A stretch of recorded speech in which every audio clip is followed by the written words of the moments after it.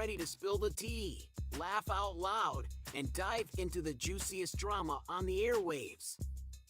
Introducing the Real Housewives of Reality podcast, where the real talk gets real hilarious. Join our hosts as they take you on a wild ride through the glamorous world of the Real Housewives franchise and beyond. These witty commentators are serving up hot takes, spicy recaps, and side-splitting commentary that's internationally tolerated. But it's not just about recaps. Strap in for live watches where our hosts react in real time to the jaw-dropping moments that leave us all asking, did that just happen? Subscribe now on your favorite podcast platform. Take it from me, a computer-animated voice program that is narrating this commercial. You're going to really love or hate this show. Bye! If nothing else, I hope there's a special spot in hell for Vince McMahon for what happened. I will never forgive your mother for giving birth to you.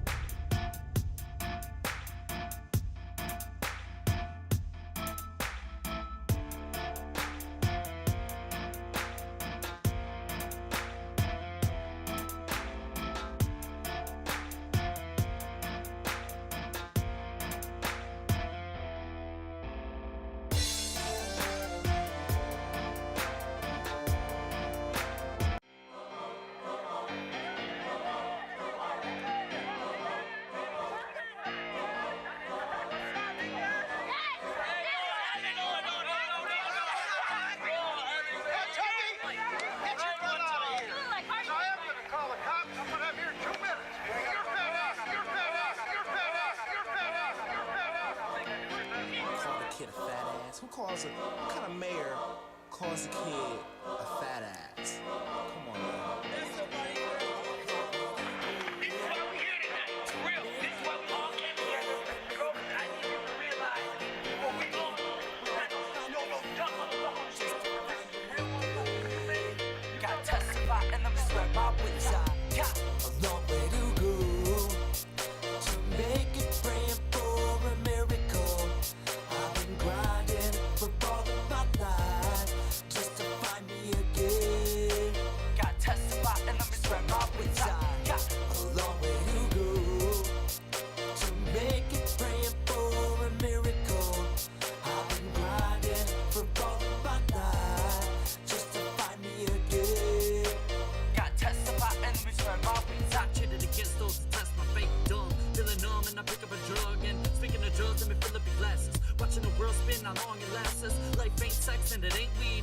It ain't about to check this guy's plan, it ain't me. And I'ma follow with a radiating like speed. All the way to God's gates of full honesty. Modesty, got me living life like a musical odyssey. Prodigy, possibly, he playing on the odds of me. I almost got shot in them robberies. 9 months later than BZ did. You even took away one of JG's kids. Shed a little light that you got to give, cause I'm wondering how you let me live. I got a long way to go to make it, praying for a miracle. I've been grinding for all of my life just to find me again. Got testify and let me swear my wits out. Got a long way to go to make it, praying for a miracle.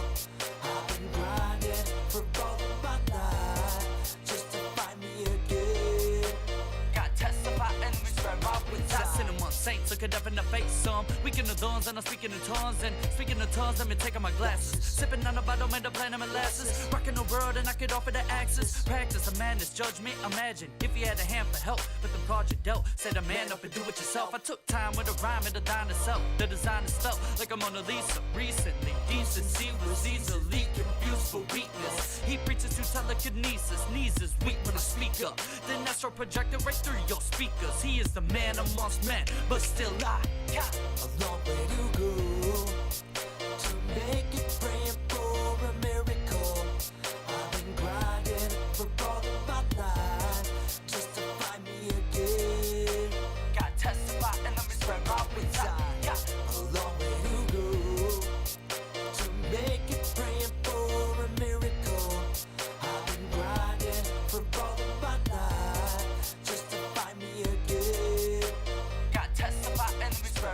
inside.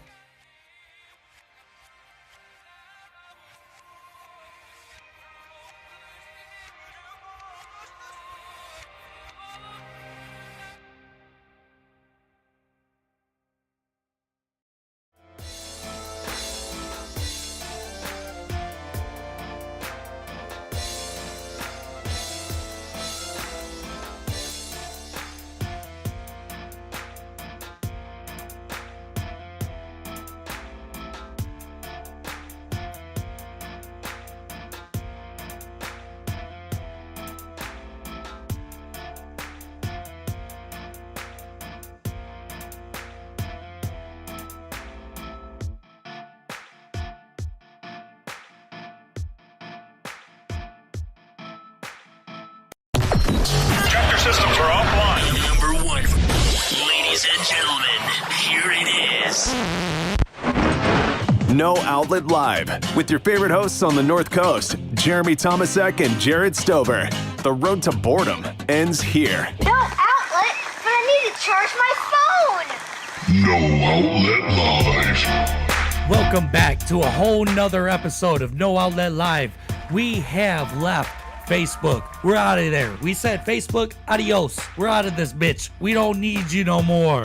We do need you, though. You can always call us at 216-647-0064. We are presented by FlatHousePress.com and Guardian Roadside Solutions. I am accompanied by your buddy, our buddy, Jarrod Stover. What up? What up? There he is, and that's my man, that's your guy, and we have a special guest in the studio for everyone. He is the heavyweight champion of RCW. You can find him all over the city, just really hemming people up. Give it up for our man, George Davis. Oh yeah, baby. Here I am. Here you are. You are. Welcome, Yes, I am. welcome to No Outlet Live. I gotta ask you, what inspired you to become a wrestler? Well, you know, man, let me just break it down to you like this. Everybody says, you know, they was watching Monday Night Raw or Friday Night SmackDown or I did as a child all the time. everybody watched it. But what inspired me to be a professional wrestler was 2007. What in particular? So it was a moment when John Cena tore his pectoral muscle on Monday Night Raw against Mr. Kennedy, and he got put on the shelf, and they said he was going to be on the shelf for like 8-9 months. He comes back in 4 months. I was like, wow. I feel like I slightly remember that. John Dude, Cena ripped his pectoral, yeah. and that's Tore that's the the muscle whole- that connects your Yeah. shoulder to your chest, Yeah, right? Tore the whole muscle and came back in 4 months. Like what? Nice. 4 months. Beast mode. 4 months, you know? So I was looking at that moment and I was just like, wow, John Cena tearing his pectoral muscle and coming back 5 months earlier than what he's supposed to. Yeah, that inspired me to be a professional wrestler. You know, it ain't all about the glitz and glamour. It's about like the hard work, the dedication, the passion. And that for real, like that sparked the fire in me and made me want to become a professional wrestler. I grew up from hardship, so I got to find a place to put all my anger anyway, so professional wrestling it is. I feel that. Lately, I have been looking into, I've been seeing a lot of stuff online of wrestlers coming out explaining their upbringing, how they ended up into the industry, and they always start at some level. They start at amateur level. All of wrestling kind of started where everything was branched out across America. Everybody had their own league, and then eventually people work their way up after they build a character and they perform very well. You could end up in the WWE if you're chasing the wrestling career. Oh yeah, for sure. But like nowadays, like if you remember back in the let's say like the mid 2000s to early 2010s, there wasn't another wrestling company on earth that could compete with WWE. I don't think there still is. Well, in my eyes, I mean, you got diehard wrestling fans all over the world. Like if you're a wrestling fan and you see a wrestling show is being promoted as like, you know, like, oh, we're going to have this show in Wembley Stadium. You know, you're going to probably bring out at least 60,000 wrestling fans just alone in the Europe area alone, just 60,000, and then you could possibly fill up that whole arena.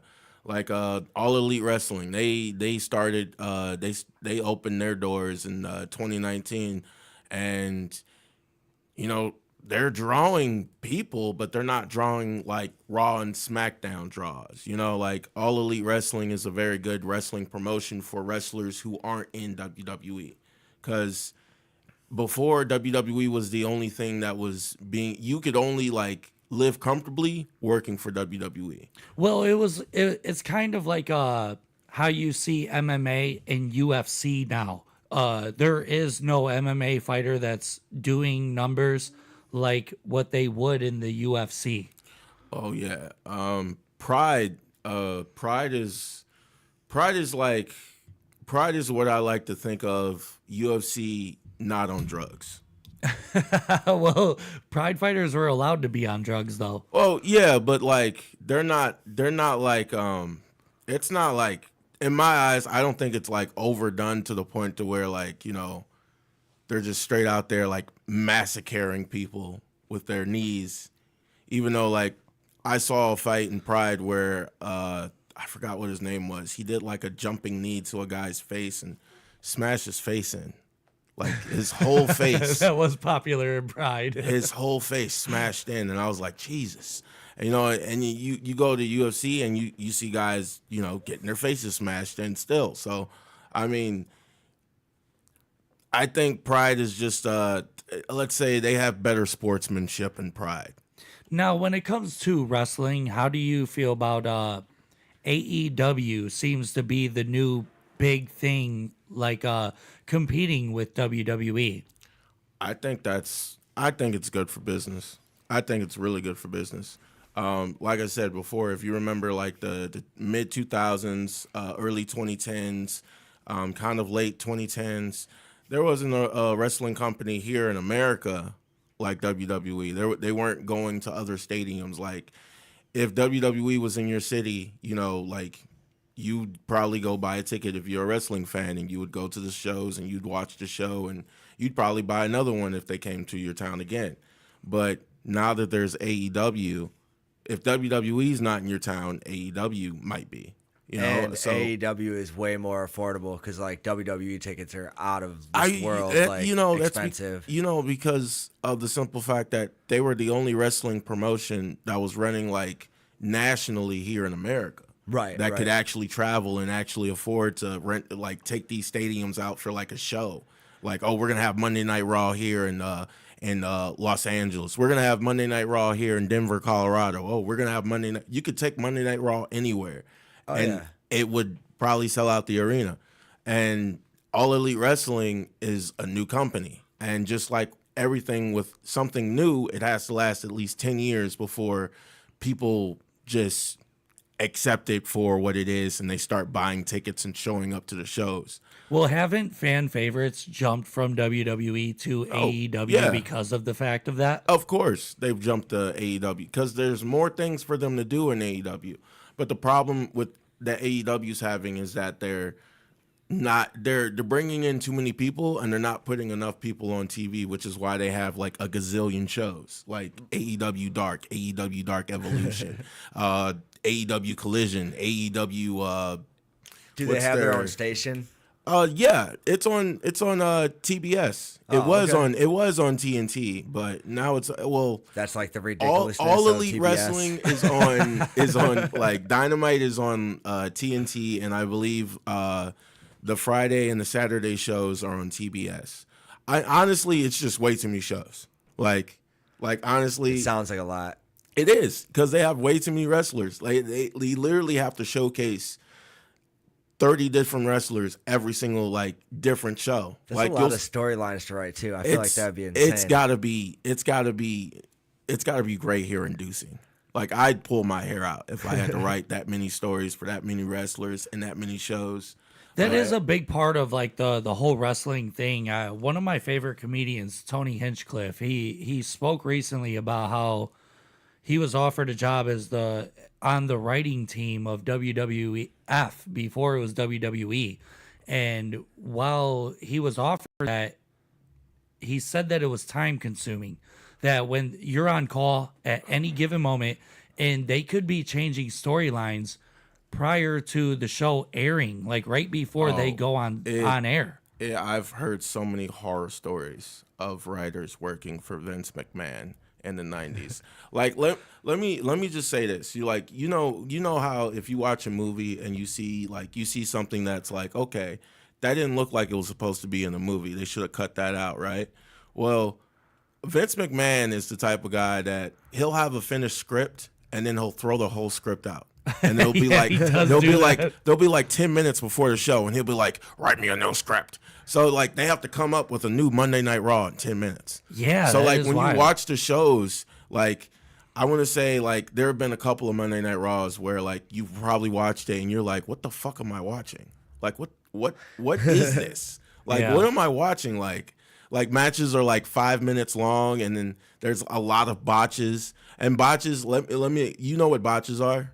No, like I'm not familiar. I'm not aware either. A botch is like a mistake. You know, like something that wasn't supposed to happen. I just watched one of them on TikTok the other night.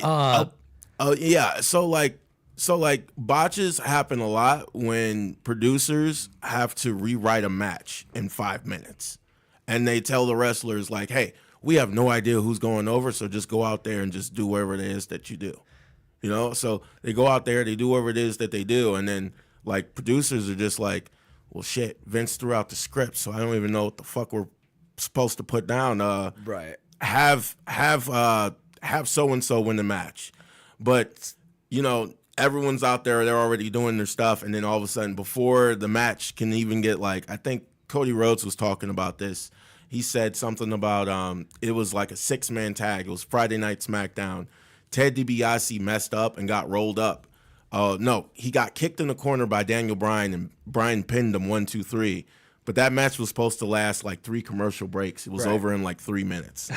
But then as a viewer, not from a wrestler mindset, do you see a botch? Is it like completely obvious? Like if you showed me right when it happened, I'm like, of course. It's so obvious. Like Daniel Bryan never pins anyone after that drop kick. Like if you get pinned after a Daniel Bryan drop kick in the corner, something's wrong. Yeah, you're either knocked out legitimately or like you're retarded. Like if The Rock didn't drop the people's elbow, you know he fucked up. You know that's his finishing move or whatever. You know what I'm saying? Is that would be that? I mean, if botch? you fuck up a people's elbow, I mean, you don't need to be wrestling. So I saw a botch the other day on TikTok. I was watching this clip that they took of Kurt Angle. He has this. He has a bunch of guys outside of the ring, and these guys are different calibers of wrestlers. There was an MMA fighter. There was this guy that did this and that. And he calls them all out when they're outside the ring. He's like, any of you guys want to come in here and take me? And the MMA fighter, this is earlier on in the UFC world, he calls out this guy. And the dude's like, I'll come in there. The dude comes in and really tries to wrestle Kurt Angle. And the dude he won the gold medal with a broken neck. Kurt Angle's a real collegiate wrestler. Kurt Angle in like the mid 2000s was crazy. Super crazy. Crazy. Like, so the guy comes in the ring and he really tries to like do traditional wrestling with Kurt Angle. Oh no. They go to the ground and the dude put him in a Kimura. And he was about to break Kurt Angle's arm because they were taking it serious. I remember. And the ref called the 3 count while Kurt Angle was about to get his arm snapped off. They stand up, and Kurt Angle gets in the guy's face, and the camera zooms in, and he's like, you could read his lips. He's like, are you fucking crazy? What are you doing right now?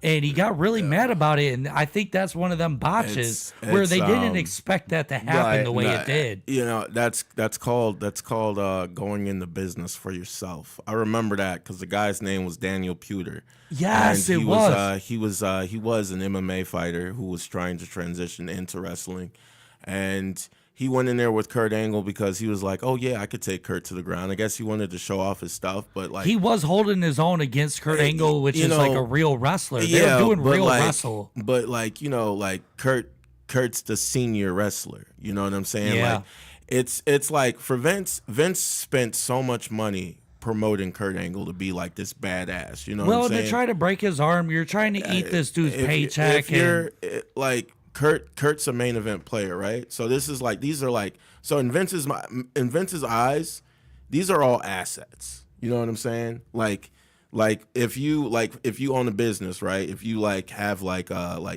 say you sell carrots, you know what I'm saying? And you know I do. Your batch of carrots goes bad. You know what I'm saying? Your batch of carrots goes bad. So you got to toss out that batch of carrots, you know, but it was like one of your best batch of carrots ever. It was going to definitely sell, but now it's like you can't even do anything with it. They made them fire cakes. So, like, in a sense, Daniel Puder was going to snap Kurt Angle's arm. Kurt's going to be out for a while if that happens. But a new guy to take that job. Kurt's in storylines because this is like 2004. This is around the time that Eddie Guerrero won the from Brock Lesnar, and Kurt was supposed to be having matches with Eddie at WrestleMania. So if Daniel snaps Kurt's arm, Kurt doesn't perform at WrestleMania, and Eddie needs a new opponent. Yeah, it ruins a ton of storylines at that point. Everything. So like.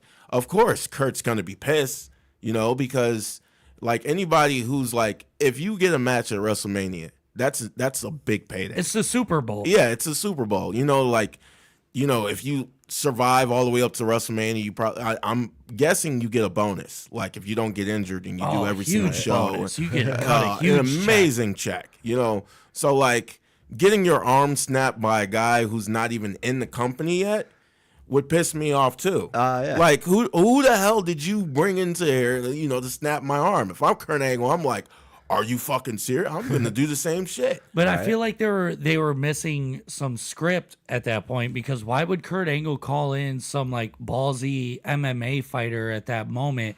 Well, and he could have chose out of all them guys. He kind of offered it to any of them to like come in and let's perform for the crowd, and the dude took it way too serious. Well, I mean, I like when you're in the WWE, right? They say like you got to do what you can to stand out, because in reality you do, because there's so many wrestlers. Like there's a bunch of wrestlers in developmental who are trying to get noticed by Vince McMahon. Everyone's trying to get to the main roster because that's where the real money is. That's where you get a real contract. That's where you start making real money. You can get merchandise sales, all that stuff, if you can make it to the main roster. So you got these tough enough guys who are on TV already before any of the developmental talent they already have in Florida. And they're on TV already, and they're already doing segments with Kurt Angle. Granted, yeah, I know it's for a television show or a contest, but still, you're allowing these newbies to rub elbows with main event talent. And then you get guys like Daniel Puder, who are actual legitimate MMA fighters who actually know how to wrestle, right? Who aren't for sure the parameters of the professional wrestling business, and you put them in there with Kurt Angle.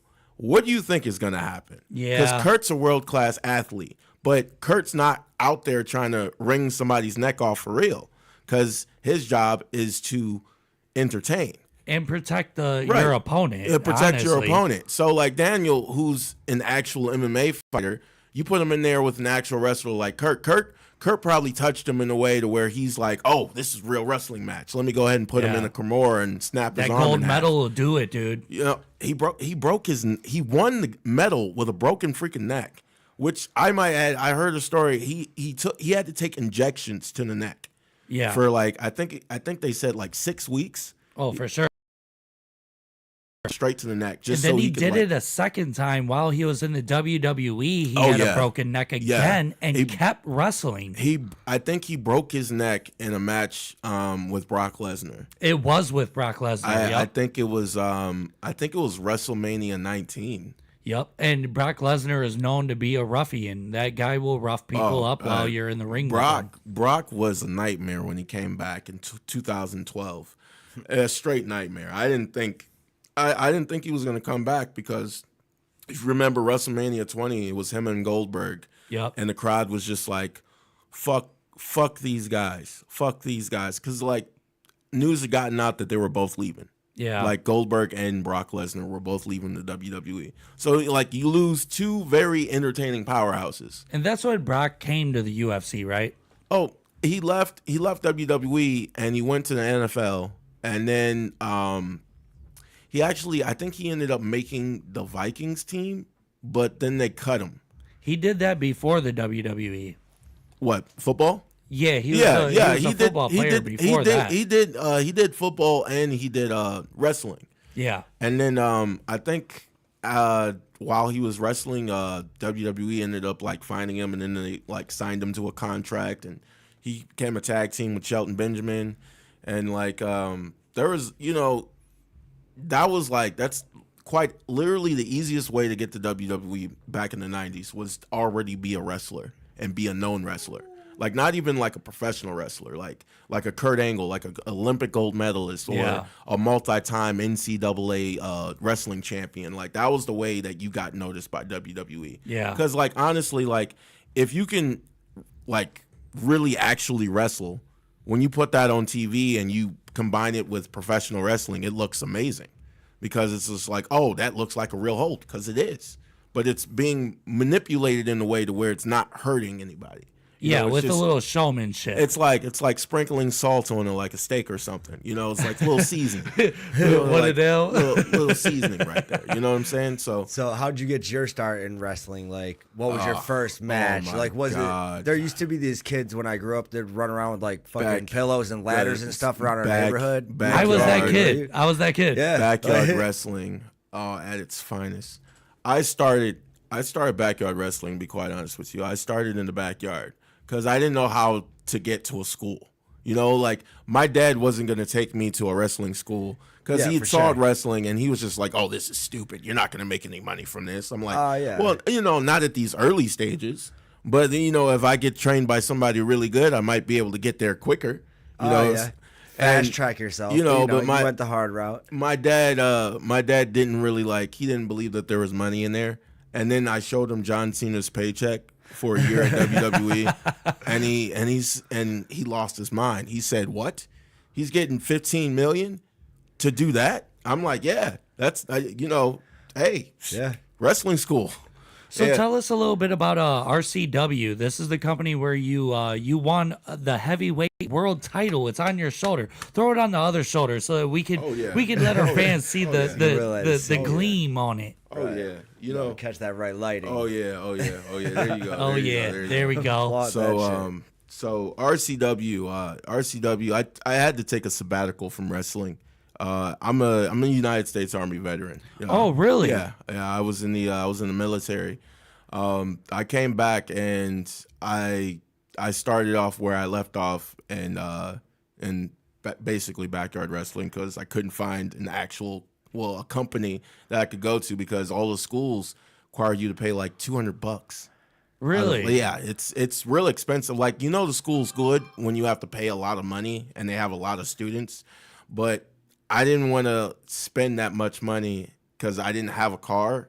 And and when you're a wrestler, you have to live out of that for a while. So you need one of those. You need a car to be a professional wrestler. So I was just like, without a car, But I ended up I did backyard wrestling until basically my friend's barn, basically his house got foreclosed on where we were doing the shows at. So we did like one final show there and then like the barn closed down. So they were just like, oh crap. So we don't have anywhere to wrestle. So let's go be actual professional wrestlers.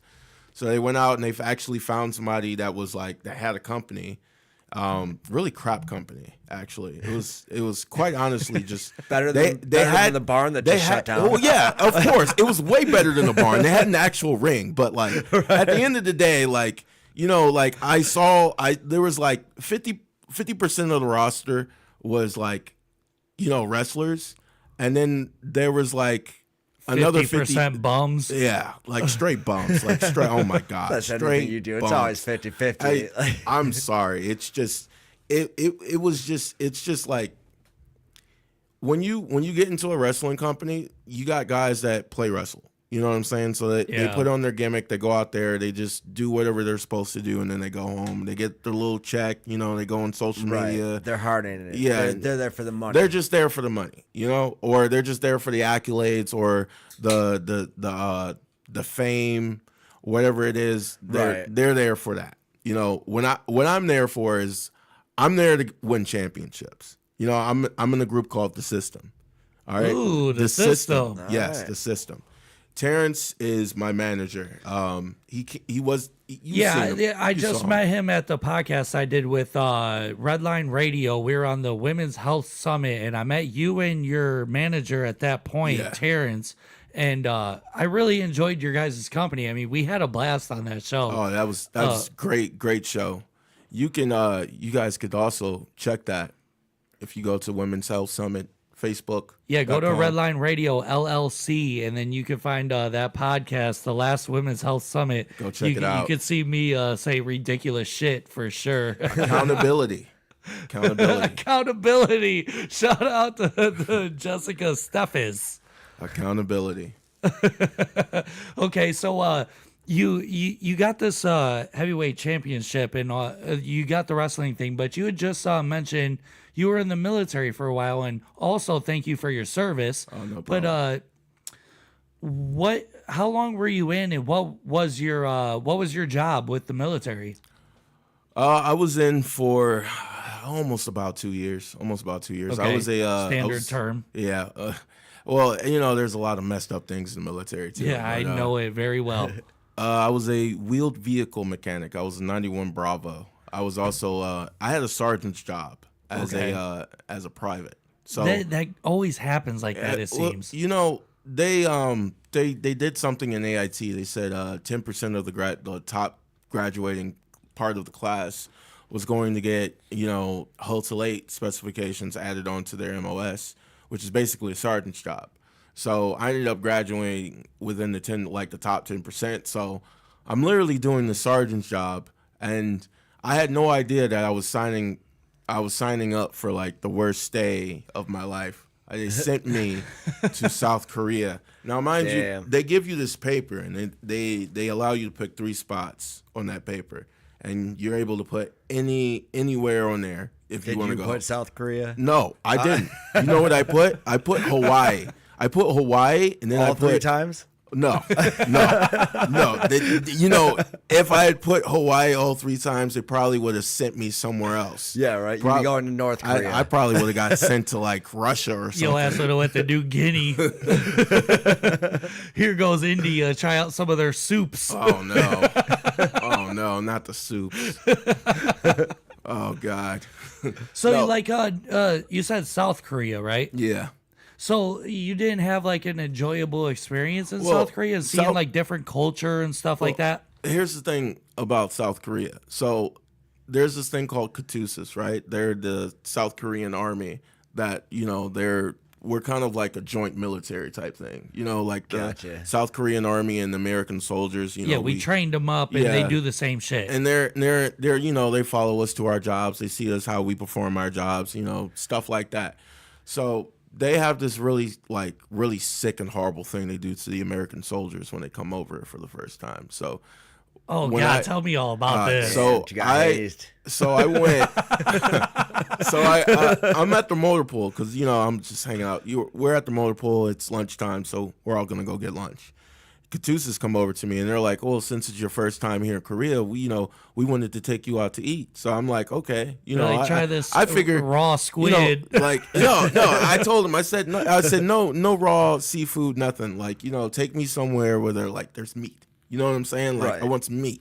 You know, I don't want any seafood, none of that. Just take me we got dog and cat for you. So I'm getting to that, right? So we get to this restaurant, right? I can't read nothing that's on the fucking menu.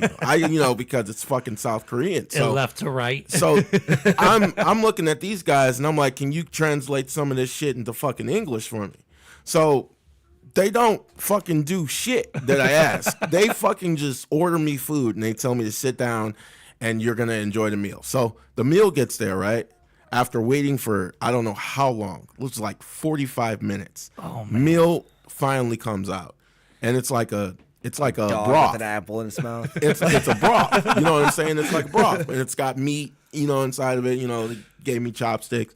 So, like, you know, they're like, try the meat, you know, because I'm grabbing a full thing of like vegetables. But they're like, try the meat.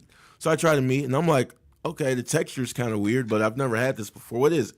They're like, it's dog. Oh yeah. I'm like, Didn't even flinch, dude. No, you don't understand, right? So like, I had a dog at the time back at home. God, you start You know, so like I ate the dog. And I didn't like how my mind was just like, this is pretty good.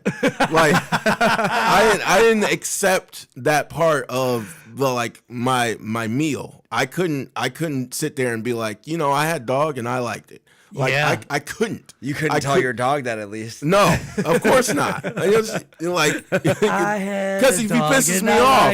pisses me off, there's the thought process of just like, you know what, I could cook you and eat you. Yeah. And like, you taste amazing because I season you correctly. You're not gonna be the dude with the dog. No, I can't in Armageddon life. You know what I'm saying? Like you're eating that shit after 3 days in. You're like, I'm starving. I'm sorry. After eating dog one time, I will never eat it again. I gotta tell you, with my ex-girlfriend, we had a dog together, and I used to tell him nearly about 2 times a week, if it goes down and it comes to it, I'm gonna eat you. And he'd wag his tail at me and be so happy that like because he didn't know what the fuck I was talking about. And I never saw a dog at your house. It wasn't even going down. You were just hungry. That dog literally had no idea. Yeah. Like you literally said like, yeah, I'm gonna eat you. I'd grab him by his back hind leg and I'd squeeze it. I'd be like, look at this big turkey leg right here. I know. He'd be like, dude, I fucking love you so much. You're like fucking dinner. My leg hurts so much and you're just shaking out all the kinks. Thank you so much. Right. Like, meanwhile, you're just like, tasty. yeah, I'm going to throw you on the grill. I'm going to throw you on the grill and feed you. I am into like different foods and stuff. I always wanted to travel the world and try different things because that's one thing that I surf on the internet is what people eat around the world. And I am not scared. I will eat. I will try anything once. You know, besides a dick. You have to. You know, yeah, I don't. I could not travel the world and eat like any type of food because, for one, like it's a customs thing. You know what I'm saying? Yeah. Like if I go somewhere and I don't like something, like that could piss people off. They'll be like, oh, you know, like, you don't like the country's fucking steak. But if somebody hands you, we're gonna turn you into steak, right? You know, or something like that. Yeah. Say somebody hands you a scorpion on a stick. Are you eating that shit? I don't know. Is it the custom? Like, I'll eat it if it's the custom. I just saw deep fried spiders some chick made on fucking TikTok the other day or some shit. Did you say deep fried spiders? Yeah, and they're big ass fucking giant nasty spiders. No. She battered them up. She made all the shit. She battered them up. She gave them fresh like vegetables and shit. Yeah, they were. No, they weren't dead. She had them in a bucket thing. Oh my god, no. And she kept pouring the stuff in and covering them up, so and then just she crawling dumped them around with the batter on top of them. And they weren't crawling around, kind of. They were just all laying there in a stack, and then she dumped them in a deep fryer, and they all screamed. No, I'm just kidding. They didn't scream. Like they should have. I would have. They did. You just couldn't hear it. It was too high pitched. It was like a dog whistle. Right. Yeah, they have like the stethoscope on the side. Jesus. Like I went to a restaurant one time. My sister was she kept telling me about this restaurant. This guy in Cleveland on West 4th, I think, is where Hilarities is. Or East 4th. I can't remember what it is, but it used to be called the Greenhouse Tavern, and this guy would buy full pigs from the West Side Market, and one of his dishes was the pig head. He would brine it, and then he would like fry this pig head, and he would serve it on a platter with bread and like lettuce and all kinds of stuff so that you could pick apart the face and make sandwiches. And my sister was telling me that she saw him say on a TV show on like the Food Network that there was a delicacy behind his eyeball. Behind a pig's eyeball, there's a special meat, and she was scared to eat it. And I popped that eyeball right out, and I dug in and made a sandwich out of it. Oh man, I will get down with some food, dude. I'll try it. I'll try it. Straight pig eye. Dude, I'm a savage, dude. I'll eat it. I'm trying pig eye before deep fried spider, though. I will say that. I'd probably eat the pig's eye before I try deep fried spider. I draw the line at bugs. I really do. I don't do bugs. I really have a bug phobia. So I can't eat the bugs. But if you have any type of protein in front of me besides a bug, I'm going to try it. For sure. Rat, cat, dog, dolphin, shark, any of it. I'll eat it all. As long as it's not people. I've not eaten the cum, Jarrod. Whoa! You know, I almost said any protein. I almost missed that, but the fact that you said cum is just crazy. There's no protein in there. I don't know. That's how I tell all the ladies. I mean, I think they get protein. I think it has electrolytes too. It's 32 calories and no protein. I do know that. 32 calories. 32 calories. You do know that? I had no idea that there was 32 calories. You supplement your calorie intake with it. That's why you know those numbers. My bad. 28 grams. There is 28 grams of protein. You're right. Oh shit! I'm just now remembering. I don't know. They always said it had it in it. That's a lie I've been spewing for years. I looked it up. I did try it. That's what they all say. They all say that. Oh shit! So you're a military veteran. You're the heavyweight world champion of RCW. Do you have kids, and what is your family life like? You know what? No, I don't have kids. One thing that my dad always told me was that you can't have kids if you not feed her all the protein. Well, you can't have kids if that bitch is eating them all. If you're not comfortable, you know, like you're not already living comfortable. If you can't raise them comfortably, you don't have kids. That really is wise. That's a wise thing to tell your kids. You don't have a house, if you don't have a car, if you don't have like food or like, you know, just like natural things that you need to survive, and you can't provide those things for yourself, don't have kids. Be extremely responsible if you plan on having kids. Exactly. Already have your affairs in order. You know, so when your kids do arrive, they're not showing up like in the shit. You know, they're already like okay. You know, they can wake up at 5 a.m. in the morning and go get something to eat in the kitchen, or they could go to get themselves dressed for school because they got like their own clothes, brand new shoes, all that stuff. You know, like. The way I grew up, my parents had money. Okay, my sisters got everything because I have two older sisters. I was a boy, so like I grew up in a black household, so I had to get all my own things. You know, so like I guess I was too. If my mom and dad bought me a new pair of shoes when I was 5, I'd have those shoes until I was 7. God damn! Like you're a big guy. I don't know how you would survive that. No, the shoes never survived. The shoes never survived. Your feet probably look like LeBron's now. Dude, after like it looked like I'd played like at least 500 games of basketball straight. Like my toe was sticking out of my shoe. Looks like you hit the brakes on one of them Flintstones cars 500 times. At least I drove that to school. The Flintstone vehicle. That's why my shoes were messed up. That was your first car. It was. You know, and mileage was amazing. I didn't have to fill up. I had to take a break sometimes, but you know, I never had to fill up. The callus was a little rough. Oh yeah. But when you hit a hill, you can just lift your feet up and just go along for the ride. Fuck yeah, you always want to be heading downhill. As long as there's not like you know an end of sidewalk sign that like shows up and then you know I don't know what to do after that. There ain't no brakes on this ride. I guess that's where the callus came from. So you're in South Korea when you're in the military, and you're not a guy that was willing to go out of your way to have a kid too early for responsibility and stuff. But from what I've watched on Full Metal Jacket, okay, all right. So let me break it down to you. Right, they call them juicy girls over there. Juicy girls. Yeah, I like the sound of that. They call them juicy girls over there in South Korea. So like, there's like me love you long time. Yeah, type shit like that. That's actually real. So like, I went out drinking with like the motor pool guys and my sergeant, and then a couple of MPs because they had the motor pool guys in South Korea. We were all bunking with the military police, so we all go drinking out, and they're like, "Hey, let's go to the juicy bar." I'm like, "What the fuck is a juicy bar?" They're like, "Oh, no damn smoothie." We'll show you what a juicy bar is. And I'm like, "What? Do they sell fucking juices there?"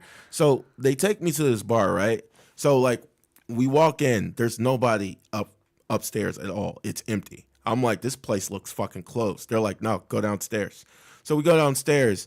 There's half naked women walking around. Yeah, South Korean women walking around, and they're sitting, best. and it's like it's a soldier bar. You know, it's nothing but soldiers. You know, they got these girls sitting in their laps, and you know these girls are like, you know, rubbing their legs, and some of them are getting hand jobs and blow jobs and shit. What year would you say this is? I'd say this is about like 2013. Okay. Yeah, 2013. Or yeah, right in the middle of the mass of like Kim Jong-un like trying to figure out what an atomic bomb is. Yeah, how do I dude. send it to America? Yeah, it was pretty bad. When I went down there, the MPs, right? So these are off-duty MPs. Like the on-duty MPs, they walk through, and like when they walk through, all the girls stop what they're doing. So like if you're getting a hand job, her hand is stuck on your dick while these MPs are walking through. So like these guys are literally sitting at this table, and she's got like her hand clenched around this guy's dick underneath the table, and she's squeezing because she's nervous. Whoa. And this guy's like, his face is like turning blue. Dude, horrible.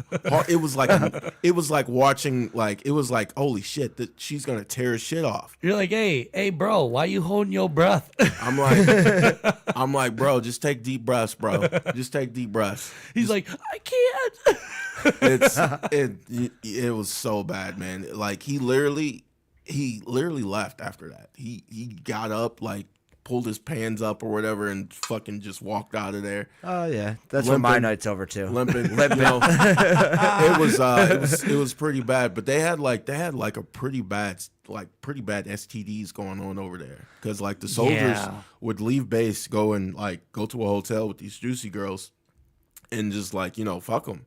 And then come back on base, and then they're just like, yeah, you got ganja sipper herpa AIDS. Oh man, like, ganja sipper herpa where AIDS. the fuck did I get that from? And it's just like, the juicy girls aren't clean. Like none of them are clean. Like you could walk into a bar and you'd be like, holy shit, that girl looks untouched. No, she's been touched like several times today, like a bunch of times. You know, but like these soldiers that come over there, they don't know that. These like new soldiers, like brand new guys into the service, they're always like young guys, so you're full of testosterone, you're horny as fuck. They don't let you fuck in basic or AIT, you know, Yeah, but you like get you're forced to watch these women that you're working out with get asses. Yeah. You know, like they like the fucking ass starts to form in basic training. Yeah. And then like you're just glued to this thing. Like a bunch of guys are glued to this thing. Like that's why like the girls are always out running. Like usually there's like a girl guy. Yeah. You know? So like this guy is just staring at this girl's ass. That's how most of these guys were able to run for miles. We're just staring at these staring at these girls' asses. You know, them base berries. I grew up in a military. I grew up in a military family where I was taught to respect women. So the only thing that I was like literally in there, like what motivated me was that I can't piss my dad off. I gotta make it through basic training, you know, because that's some real shit. It'd be like a real fucking letdown for the family if I didn't make it through basic training. And I made it through basic training. My dad showed up to base to the graduation, and let me just say this: my drill sergeant was a real motherfucker. Like that motherfucker was like tough as nails, frightening as fuck, funny as hell, but frightening because like you couldn't tell if he was telling a joke. You know what I'm saying? Yeah, like you couldn't laugh either if he said something funny. Those are the best comedians. Like he'd be like he'd say something funny and we'd laugh and he'd like, shut the fuck up. I didn't tell you to fucking laugh. That's the funniest. This isn't a fucking comedy show. This isn't some shit that's funny. What if I take a grenade out and I blow up that fucking terrorist in the middle row right there? What are you fuckers gonna do then? Huh? You guys are gonna fucking start crying and wah. We had a guy named Paulino in our platoon. Oh, he got shit on bad. Oh my god, he was just because of his name. Yeah, because he was foreign. He was foreign, and he had moved to the United States, and he wanted to be in the military. And that's you know, part of the things of like, you know, when you're foreign, you want to be in the military is getting your green card to be a civilian. So in order for him to be a civilian, he had to graduate basic training. So he called him a terrorist every single day, like every day.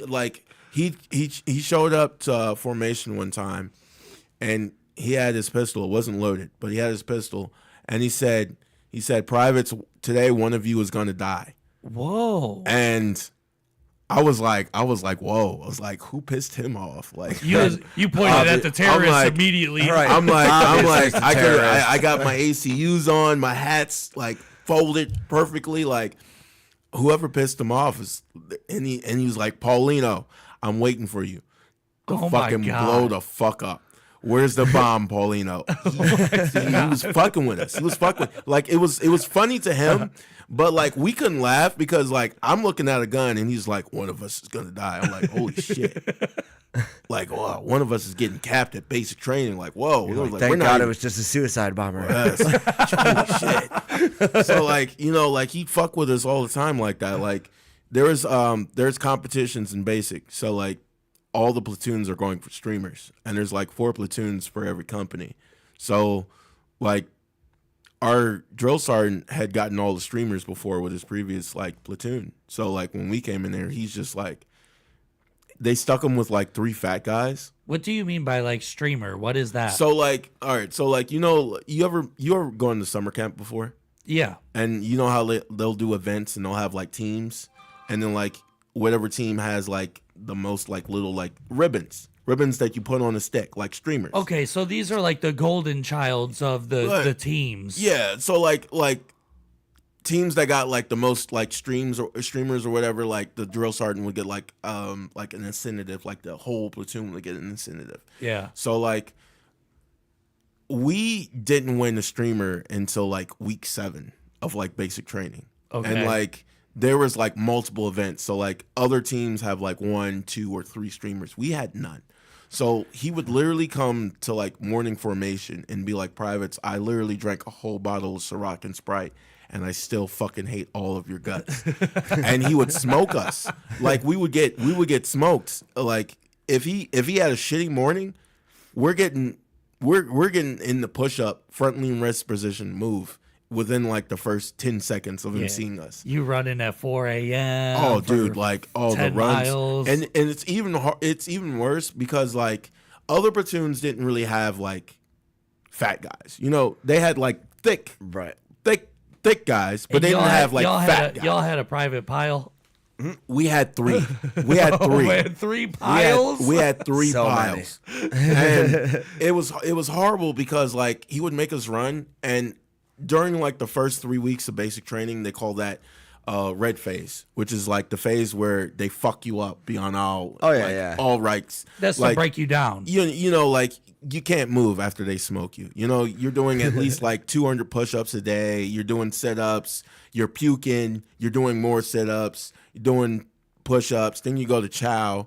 Then you're getting smoked after chow and puking chow back up. Dude, one of my favorite videos, I watch military stuff all the time. I love military. I got a lot of military family, a lot of military friends.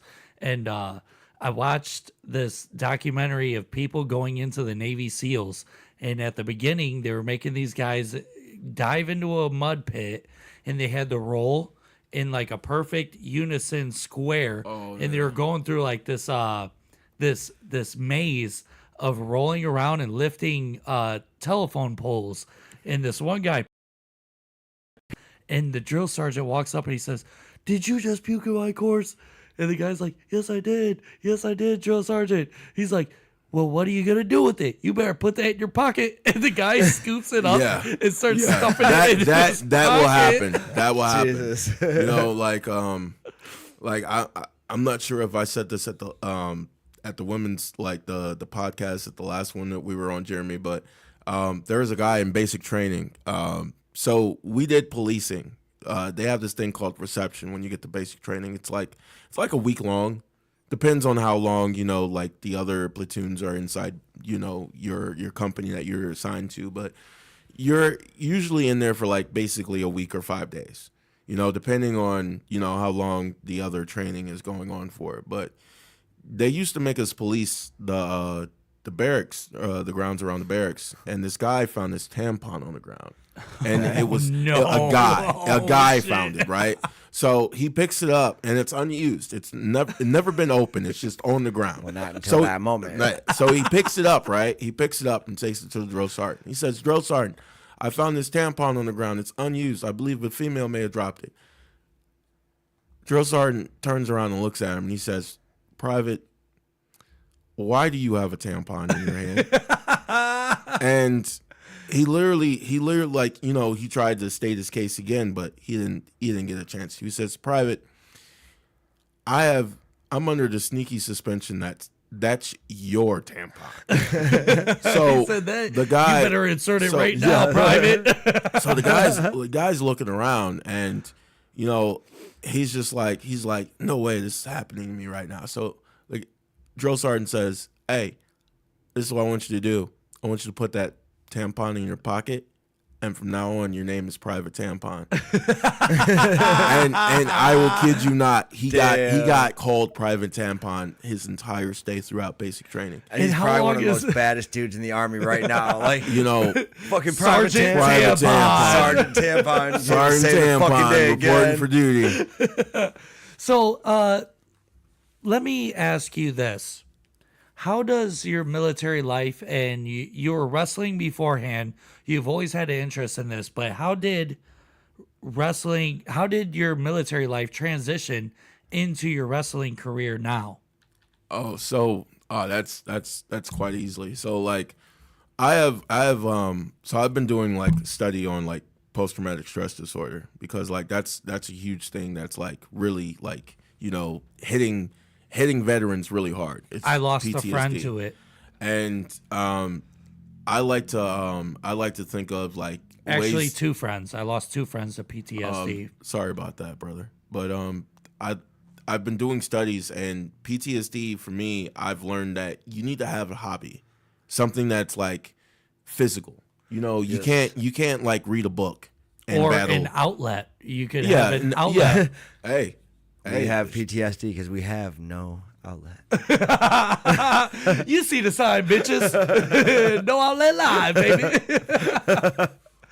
But you know, I've done some studies, and I realized that like, yeah, you need an outlet if you have PTSD, because like the amount of anger and emotional stress that comes with an attack is like really like, it's damn near suffocating. Like, you know you're not yourself, but you can't really do anything about it, because you know you're in the middle of an attack, and like literally it takes someone like pulling you or like holding you or like grabbing you to like take you out of it, and even then you're still not even out of it. Like, it takes a whole bunch. So like I've learned to listen to music when I drive. I learned to listen to music when I work out, when I wrestle. That's literally the only thing that's the only job I can do, is like wrestle, because of like how bad the military was to my mental state.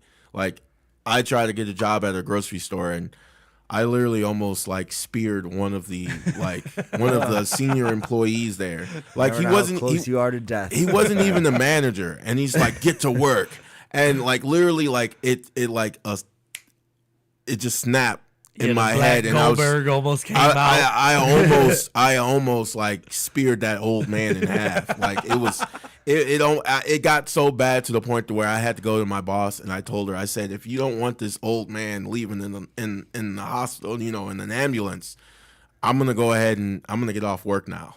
Before a jackhammer happens in aisle 5. I think that's a great idea. You take the rest of the time. Yeah, it's like she said that's a great idea. I was like, yeah, it is. It's a fantastic idea.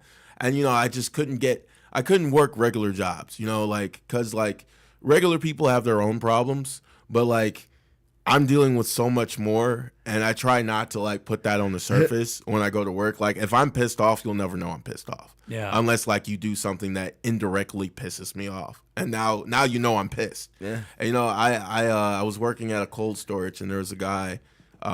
We have to ride around on these like little mechanical scooters, Nice. and these little carts that like drag all this like frozen product to these trucks. And this guy jumped on my my machine while I had my stuff in there, and I get back and I'm like, hey, what do you think you're doing? And he's like, oh, I take this machine. And I said, no, my machine. You go get your own machine. He said, I don't feel like going all the way back there and getting machine. I said, you got 2 legs, right? You're not in a wheelchair. Walk back there and go get one. And before then he you left end in up a wheelchair. Yeah, I was about to say before you leave in the wheelchair. Realistically, it was 2 black guys, so I really don't think that my job would have like wanted a black on black fight to happen at work. No black on black crime was right on the door. Especially when there's like investors inside the building at the time. So like, although I wanted to whoop that guy's ass so bad, it was just like, nah. I do got to say that's very inspirational that you found a way. You went through the military. You have like these things that these memories and feelings that can really make you snap on a dime, but you found a way to channel it into something positive, and you ended up becoming the heavyweight world champion. It's mental health is important as a professional wrestler. A bunch of professional wrestlers, the whole Chris Benoit thing, with like his family and everything. Like Chris Benoit, Shout out Anthony Miano. When he was a wrestler, when you were talking about McMahon earlier, I was like, dude, I wish he was here to talk about that, to speak on that. know, dude. He thinks he deserves a special place in hell. Chris Benoit? No, Vince McMahon. Vince McMahon. Vince. He blames Vince for Chris Benoit. Well, I don't think that's entirely Vince's fault, because it wasn't like Vince was holding up the shit to Vince or to Chris and being like, hey, take these pills and then go do WrestleMania 20 and beat Triple H and Shawn Michaels. You can't blame nobody but the murderer for somebody that murders their whole family and themselves. Their whole family. That's brutal. Dude, super brutal. Like they said though, it all goes in with like CTE, because back in the 90s and the early 2000s, chair shots were happening straight to the dome. There was no one was putting their hands up to block those chair shots. Dude. They were taking them straight to the head. And Chris Benoit was one of those famous guys that was famous for just taking chair shots straight to the dome. And them were regular folding chairs that you would have in an like auditorium. the actual like steel ones that if you push the fat person onto, they collapse. But like, if you get hit with one of those and you dent one of those, that's actually going to ring your bell. Like, for sure. Those things they're not like soft or anything. Like, they actually hurt. Like, the sound that you hear is actual clinging going against like bones, like skin. And like, people are just like, yeah, professional wrestling's fake. Like, no, it's not. Like, I guarantee you, if you were backstage when those guys walk through that curtain, you're going to see a bunch of guys that sigh with like relief or glad, happy.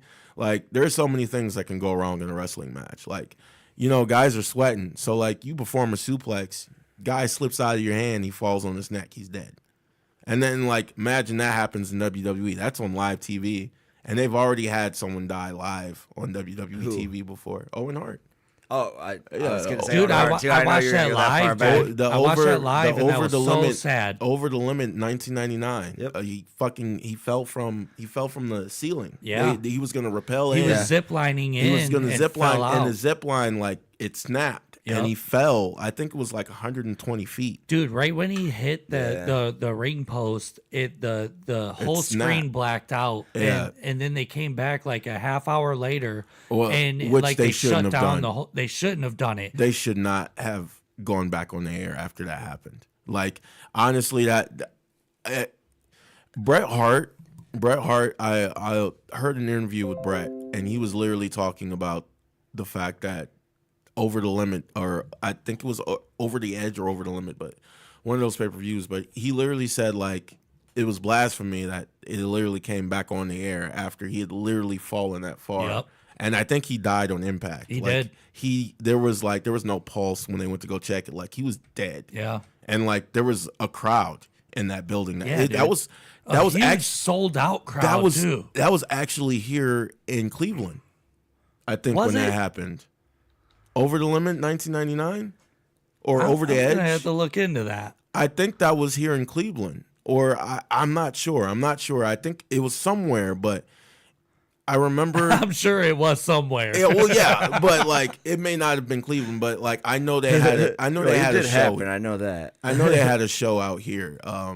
Mick Foley was on the cover, but I think that was a different show. But I do remember that I was with my neighbors watching that pay-per-view because I was big into wrestling as a child, and I remember watching that pay-per-view. And when that happened, you could see him falling, and right before he hit the post, the screen blacked out, and they came back about a half hour, 45 minutes later. We were all wondering, like, everybody in my household that was watching it, or where I was at, I was with my neighbors.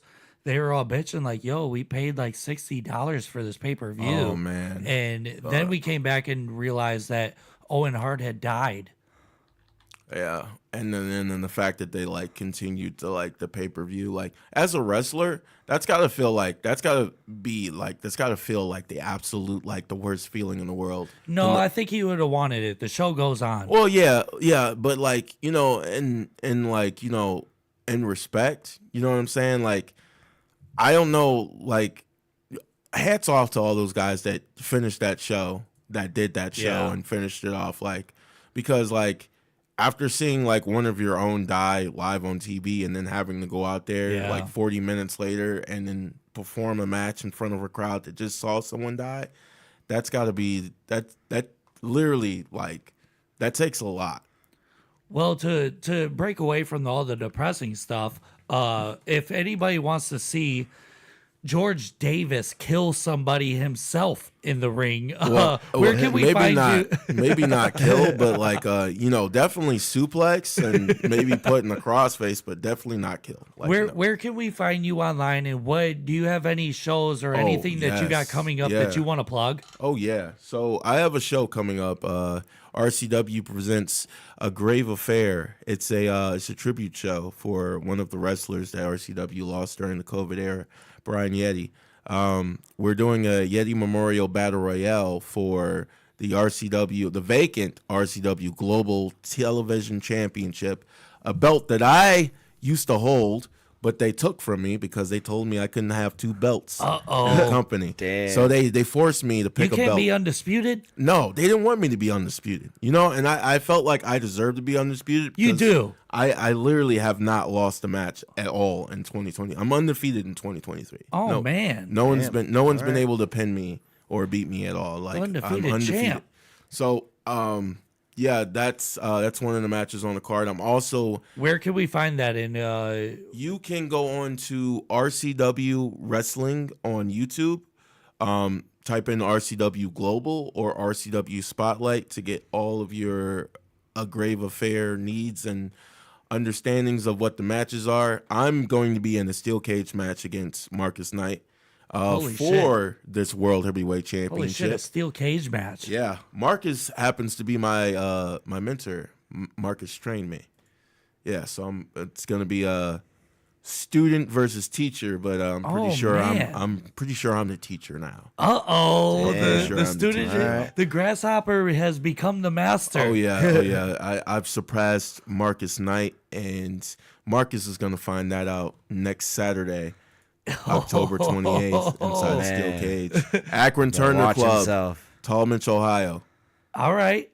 And where can we find you online in case everybody wants to follow you and see what you have coming on in the future? Well, you can find me on Facebook, George Davis, or you can find me on YouTube, again, at RCW Wrestling. You can also find me on Instagram, but I'm a heel and I don't like people, so don't add me. Heard. Don't add me. I'll take a message, but I'm not going to be your friend because I don't even like. Jeremy, I tolerate you. I just met you, but I think you're cool. But Jeremy, I tolerate you. Yeah, I happen to be a heel myself. Yeah, that's why I tolerate you. I tolerate heels. Yeah, I don't like good guys. Marcus Knight considers himself to be a good guy, but Marcus is going to get tossed halfway to, I don't know, maybe Sunset We'll go with Sunset. Yeah. Sunset or Sounds Columbia. He's gonna get tossed that far from Akron. Holy shit. Yeah, that's about a 30-minute drive, so he's gonna go flying. Make sure you guys follow George Davis online. Go to RCW Wrestling on YouTube. We'll be right back after this quick commercial break. Oh, hold on. Let me hit y'all with some of this new shit. Is your son now at the age where he's curious about the human body? I guess you'll have to hide it somewhere else now. We'll be right back.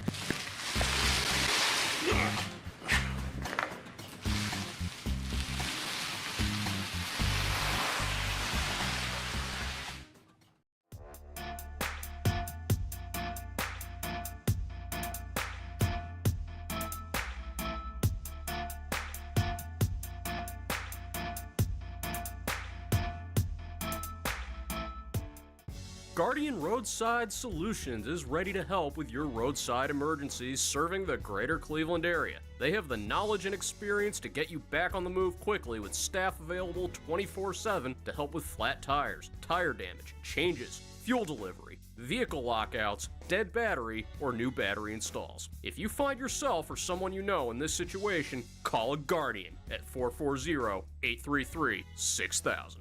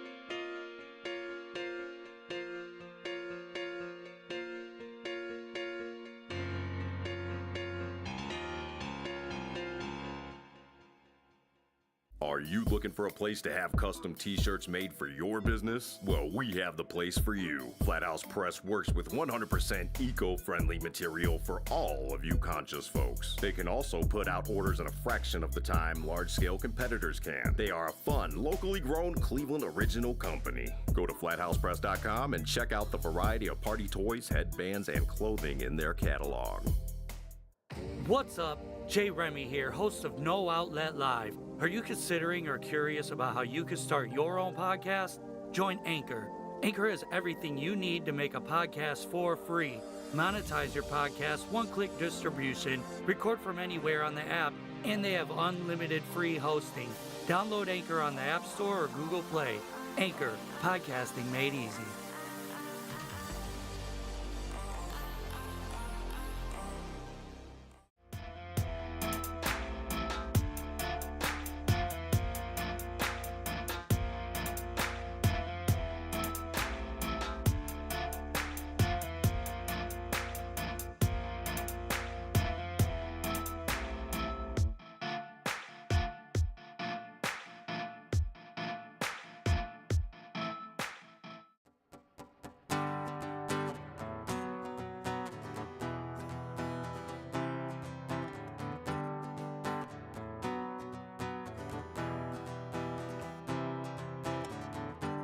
All of our loved ones always die in December. I miss the night times that I can't remember. Venom-filled veins and stone-cold sedation. Drugs are amazing and I fucking hate it.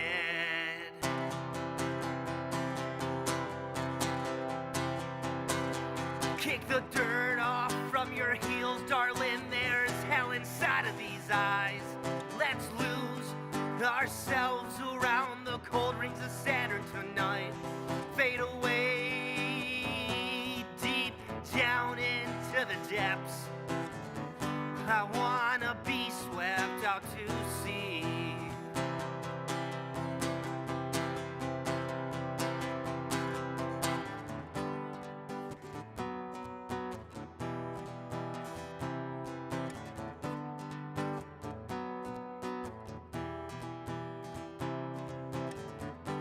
Life can seem like an ill-conceived illusion.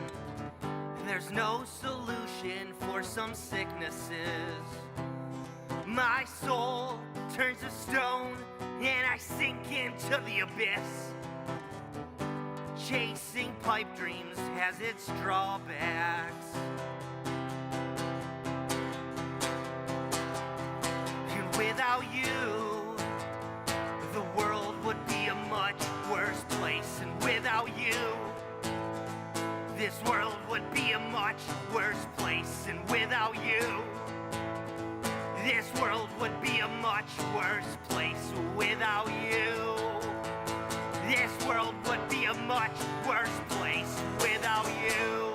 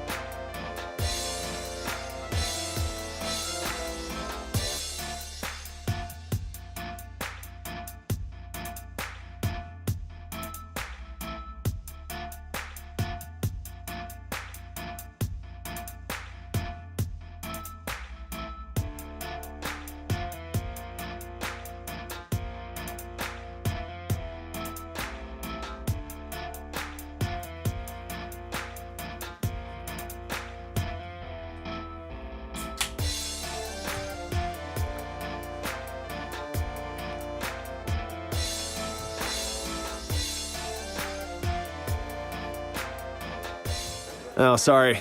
Did we keep you waiting like the bartender when you want to close your tab? Well, welcome back to No Outlet Live. Welcome back. It is No Outlet Live. I am joined. I'm here with our boy, your friend, the man of steel, the RCW heavyweight champion, the guy that if you approach on the street and you think you're going to get away from this kind of fight and you try to kick him in the balls, it ain't going to work because he's got balls of steel. This man is the heel of RCW. He is the grasshopper that became the master. We have our boy, George Davis. You already know. Yeah, show off that title you belt. You already know. Hey, nothing but gold, nothing but gold. That's quite funny, because if I do get in a street fight, if I hit someone hard enough, they'll get authentic and unrefined on their forehead. Oh, shit. Remember that skit on Chappelle's show when Dave Chappelle he punched him in the forehead and he had unity on his forehead? Yeah, dude. If I hit someone hard enough, this will get engraved on their forehead, Let me ask you this. Do you follow the news? Oh, yeah. Yeah, unfortunately, I do. I happen to collect news stories that are not super popular. They're kind of popular. You'll see them here and there, but I do collect news stories. And on the second half of this show, No Outlet Live, we go into the news. No Outlet News. The best kind of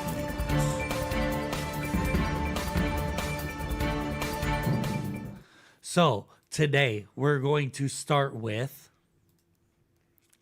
Mark Cuban. Oh boy. Reveals he got sued after he allegedly recorded a sex tape with Kim Kardashian and 18 other people. Nice. No way. So this is according to fadeawayworld.net.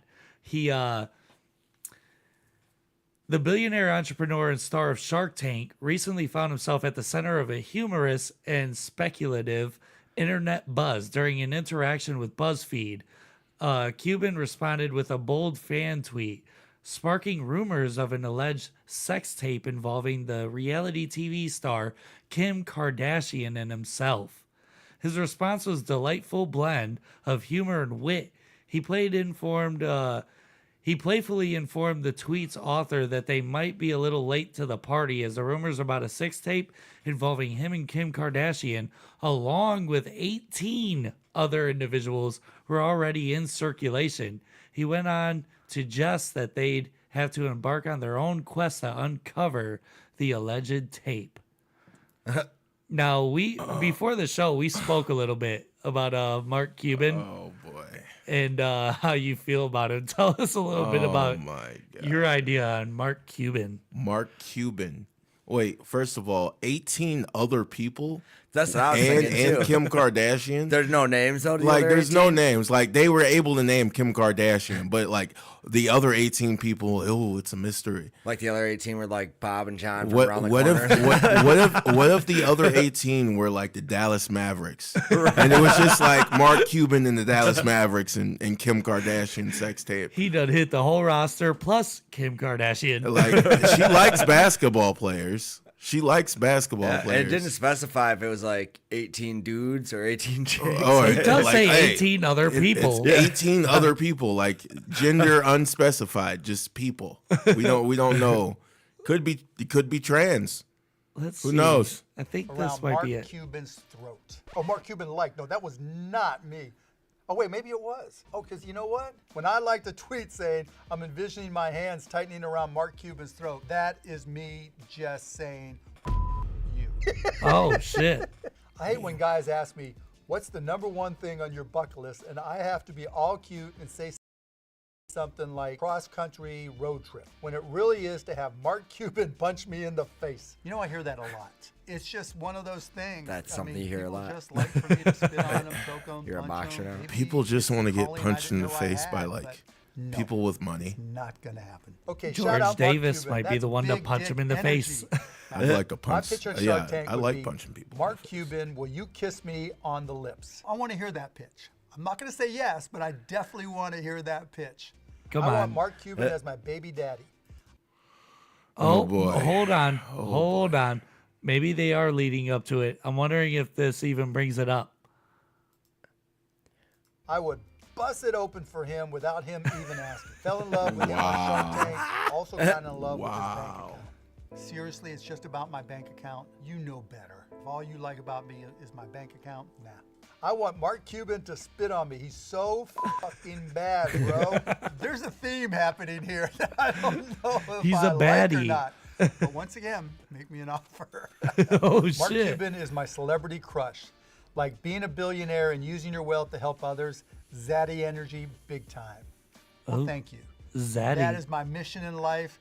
If you can't have zaddy energy, what do you have? Mark Cuban can get it for real. When we say eat the rich, Oh my God, this is him just bragging bragging about how himself. fuckable he is. Like people want me to spit on him. Like, fuck.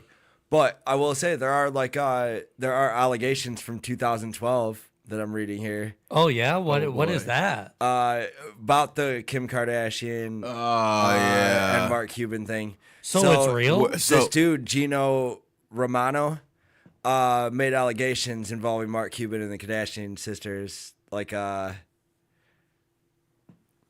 I kind of believe hold on, this. because I'm trying to see, because they're saying it's wildly crazy, but he was suing a lot of other celebrities during that time, and that's one of the allegations he made back in 2012.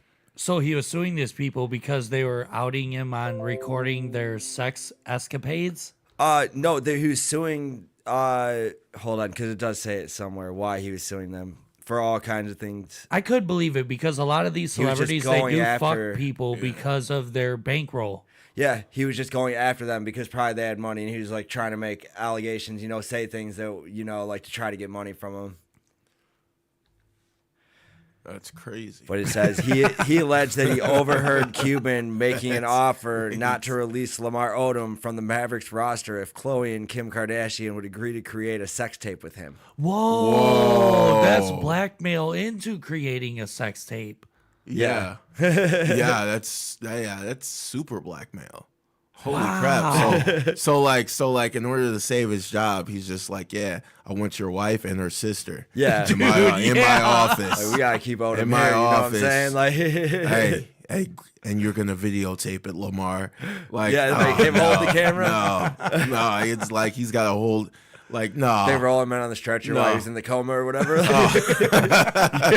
They just put it on his chest while he's asleep. Oh, shit. Good job, Lamar, holding that camera. You're doing the team the service. We're gonna save your job. In further news, we have a mysterious radio signal reaches Earth after 8 billion years. Oh. Now, this one I read a little bit into. This is a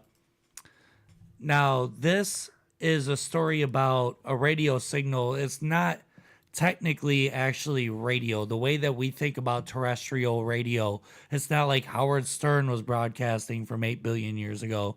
This is a radio signal that comes from planets and things, or like stars collapsing and stuff like that. The signal came to Earth from 8 billion years ago from a galaxy far, far away, like Star Wars. Was it a message, or it was just basic fuzz? Like it was a basic signal. It was a frequency that came from outer space. Probably when they decipher it, they'll probably hear, "I have the high ground now, Anakin." Yeah, right. The article, according to CBS News, says 8 billion years ago, something happened in a distant galaxy that sent an incredibly powerful blast of radio waves hurtling through the universe. It finally arrived on Earth June 10th of last year. It lasted less than 1,000th of a second. A radio telescope in Australia managed to pick up the signal. The flash from the cosmos was a fast radio burst, FRB for short, a little understood phenomenon first discovered in 2007. So they're starting to catch things with these satellites that we have and telescopes and all of these things that we're finding. Awesome. Science or researchers are finding these things from outer space, but from 8 billion years ago. Sometimes it makes me wonder, like, How do you know that's from 8 billion Well, years ago? And would this be a news story if we got to hear the audio clip of what the signal was? You'd be like, that's not really anything. That's just a fuzz. It could mean anything. They're like, oh, it's just a fuzz, but in reality, it's like, who knows? It's like Johnny Carson in another universe. They're like, this is and this he's like, is an 8 he's billion. like the president or something, and it's just like, yeah, we're under attack. We need some fucking help. This is an 8 billion year old fart, dude. You're gonna love that fucking video. it's like they play it, and it's just like, haha, from 8 million years ago, fuckers. Right. That's a signal made for No Outlet Live, baby. You know how I get down. Jesus, 8 million. Like, how do you judge an age of a sound? Exactly. How do you judge like the age of a sound? Yeah, this sound is rotten. It's like this guy definitely had beans for lunch. Like, right. That's definitely what that was. I've had this issue with science on space because our concept of time is from us revolving around our star. So we count time from night and day, from how the world rotates and stuff. That doesn't count in outer space. So when they say that the universe is 13.3 billion years old, how do I believe you? Because time is irrelevant out there. Direction is irrelevant in space. So when you say that you found the signal from 8 billion years ago, what the fuck is 8 billion years to outer space? Because we count time on days are revolving around the sun. Right. But like, I guess they're probably guessing like by how far it traveled. Like they could probably see how far the sound traveled. And Can you though? I don't know, because like it Jinx, you owe me a Coke, motherfucker. Right. But you like, owe me some Coke. It's like this fucking waveform is 3,000 feet wide. Like it's been traveling so it's for a gotta very be long it's time. gotta be about 3 million years old. Exactly. Like yeah, that stuff always kind of boggled my mind about how they. This is exactly how Independence Day started. They found the radio signal, and then like we got invaded, and Will Smith had to punch out an alien. Man, this motherfucker better punch out his alien wife. Well, I mean, before it's too late. You saw her memoir, right? Like she came out with a memoir. I've been seeing all this stuff about that. Actually, I think it's in the news. How could your wife cheat on you and then make a fucking like a show about it and put you on a show? Be like, how did it feel when I cheated on you? That's the Red Table Talk is what he's talking about. It's like, how did you feel when I cheated on you? Like, you can't really say that to a black man. You know, and he took it fairly easily because he's Will sat Smith. and He's discussed got to. it. Yeah, He's got to take well, it. he's a fire actor. He was acting. That's why. Yeah. You know, that tear was real, but like, you know, like his chaotic face was just like he's pissed. Like, he's really. You know what pissed. she said recently? She said that the Chris Rock smack brought them closer together, but they bullshit. But they also said that they Bullshit. had been separated for like 6-7 years. Oh, come on now. The slapping Chris Rock brought them more together. That's no. what she said. No. You know what happened? Slapping Chris Rock made her think of Tupac. And now she's all over Will because you're a gangster. Hollywood doesn't want you. Like finally. Oh my God! Like this is what I've been asking for. I had to slap Chris Rock in order for you to love me again. Like what? Yeah, like I had to be a gangster. wild. You want me to go shoot up a movie set Shit, he with might my for that homeboys? bitch. I'll go get Martin Lawrence and we'll revive Bad Boys. You know they're coming out with another Bad Boys. Man, with Will Smith in it. Yeah, That Will shit Smith Don't and Martin smack Lawrence. people. That You only bitch get is about- canceled for a second. They're I about to swear. be like the Fast and the Furious. There's about to be 1 billion of They're- them motherfuckers. Yeah, Yep. only Franchise. instead of family, it's gonna be Badge. Yeah. Back to blue. A private Two black jet. guys saying back to blue. You gotta try to send some crazy messages right now. They're doing everything to get some. This one is blocked.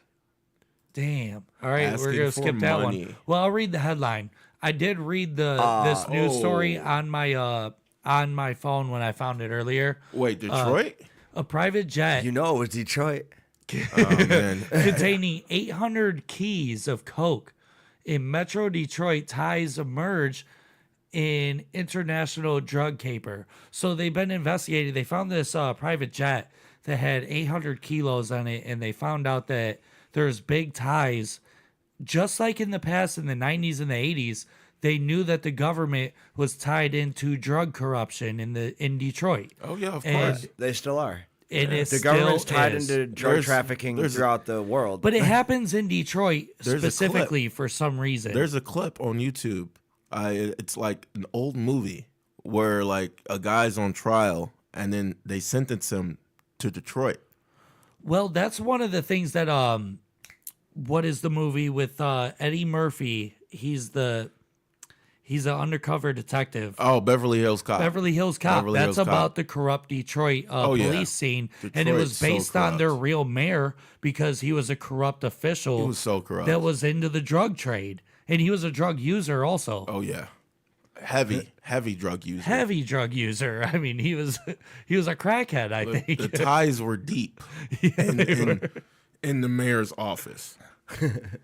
Justin Bieber refuses to share the same bed as wife Haley Baldwin for bizarre reason. I gotta hear this. Oh boy! So this is according. In it. Another Johnny Depp situation. Yeah, right? Hopefully not on the pillow again. Oh no! Everything but the pillow. The only person that can poop on my pillow is Margot Robbie. Damn, I'll allow it. I don't know if I'm even doing that. I'll allow it. I will never allow anyone to poop on my pillow. Or Scarlett Johansson. Nah, not even. I don't. Rihanna. No, hotness does not give you a pass to shit on my pillow. Yeah, I don't feel like that either. Like I'll let her shit on my chest. like she drops in attractiveness if she shits on my pillow. It's about to be a German party in this bitch. Oh no. So he refuses to share the same bed as his wife, Haley Baldwin. I'm assuming it's because he's afraid her dad will shoot him in the face. Who's her dad? Like Alec Baldwin. Oh yeah. Oh yeah. Well yeah. You're definitely getting shot. Like I might be wrong. Don't take me for. I don't know if that's her dad. That has still been a funny joke. If I got it. It's maybe her uncle. It's one of them. They've been married since 2018, but fans may be surprised to know the famous couple doesn't share the same bed. Justin previously opened up about their unusual sleeping arrangements and why he insists on being apart from Haley when it's time to go to sleep. I've abused my body in the past, and now I'm just in the recovery process trying to make sure I'm taking care of my body and taking care of the vessel that God has given me. So this is Justin. He's been on a serious Jesus and Christian kick for years now. He kind of like, he fairly left the industry because he's really into following God's word, the testaments, and all of that stuff. And this is a part of him trying to, I think, rekindle being a normal person, maybe. Yeah, because that's got to be uncomfortable for your wife, though. I mean, if he's doing it to take care of his body, so she doesn't wake up next to a dead Justin Bieber. Yeah, then that makes sense. Yeah, but being in the other room. I mean, thank you. But if he was dancing too much, it don't count. He started. I mean, but he started his career at such a young age. Yeah, he was I remember he got famous off of playing the piano on YouTube, and then he got signed off of that. Yeah. And then he went directly into discovered by Usher. He did, and then he got how groomed. old was he? He was 13. He was 13 or 14, right, when he started. He hadn't even finished high school. Well, yet. Younger, because he was kind of he's noticed. a little. They kid. had videos of this dude when he was 4 years old playing the drum kit, like he was a professional. Yeah, so they've been following him for a minute. So it wasn't even like he really got a chance to But his wife is a Baldwin. They were famous before she was born, for sure. Well, we're not sure because Baldwin's if they're famous or we're not. We're not sure if it's the right Baldwins. It is the right Baldwins. It is. You think? Yes. Yes, for sure. So he's dating an actual. Yes. Okay. A real Baldwin. I mean, a face shooter Baldwin. Face shooter Baldwin. Well, I mean, that's probably another reason why he doesn't sleep in the same bed with her too. Because, dude, for real. I mean, Alec, he's a great actor, but I also have a feeling that if you piss him off, he'll shoot you. It says in this article, Justin may be sleeping apart from Haley for health reasons, but there has been a long rumors of a marital strife between the young couple. A report from March says Justin and Haley struggle a lot with trust issues. They got married very young and didn't know what they were getting into, and it's been up and down ever since. The insider explained the attention surrounding Justin's past with his relationship with Selena Gomez, which has resulted in a years-long feud between her and Haley, has taken a toll on their marriage. Selena and Justin dated on and off from 2010 to 2018 before calling it quits. Yeah, Selena Gomez is ooh. Right when he broke it off with Selena Gomez, they tied the knot, him and Haley. The pair have denied that there is any infidelity, despite their timeline of their relationship. Haley has always been insecure over Justin and Selena, the insider went on. People saw them as the perfect couple, which is far from the truth. But Selena is so likable. Yeah, she is, dude. I like her. Right. I like her a lot. Everybody likes her. I like her a lot. And that chick is Stephen Baldwin's daughter. Okay, so it's Alex's brother. Yeah. But they're both movie stars, aren't they? Steve Yeah, was a movie star. yeah. It's just Alec has survived longer. Well, he had Alec's the longer still career. a star. He can still get roles. Yeah. Like Steven.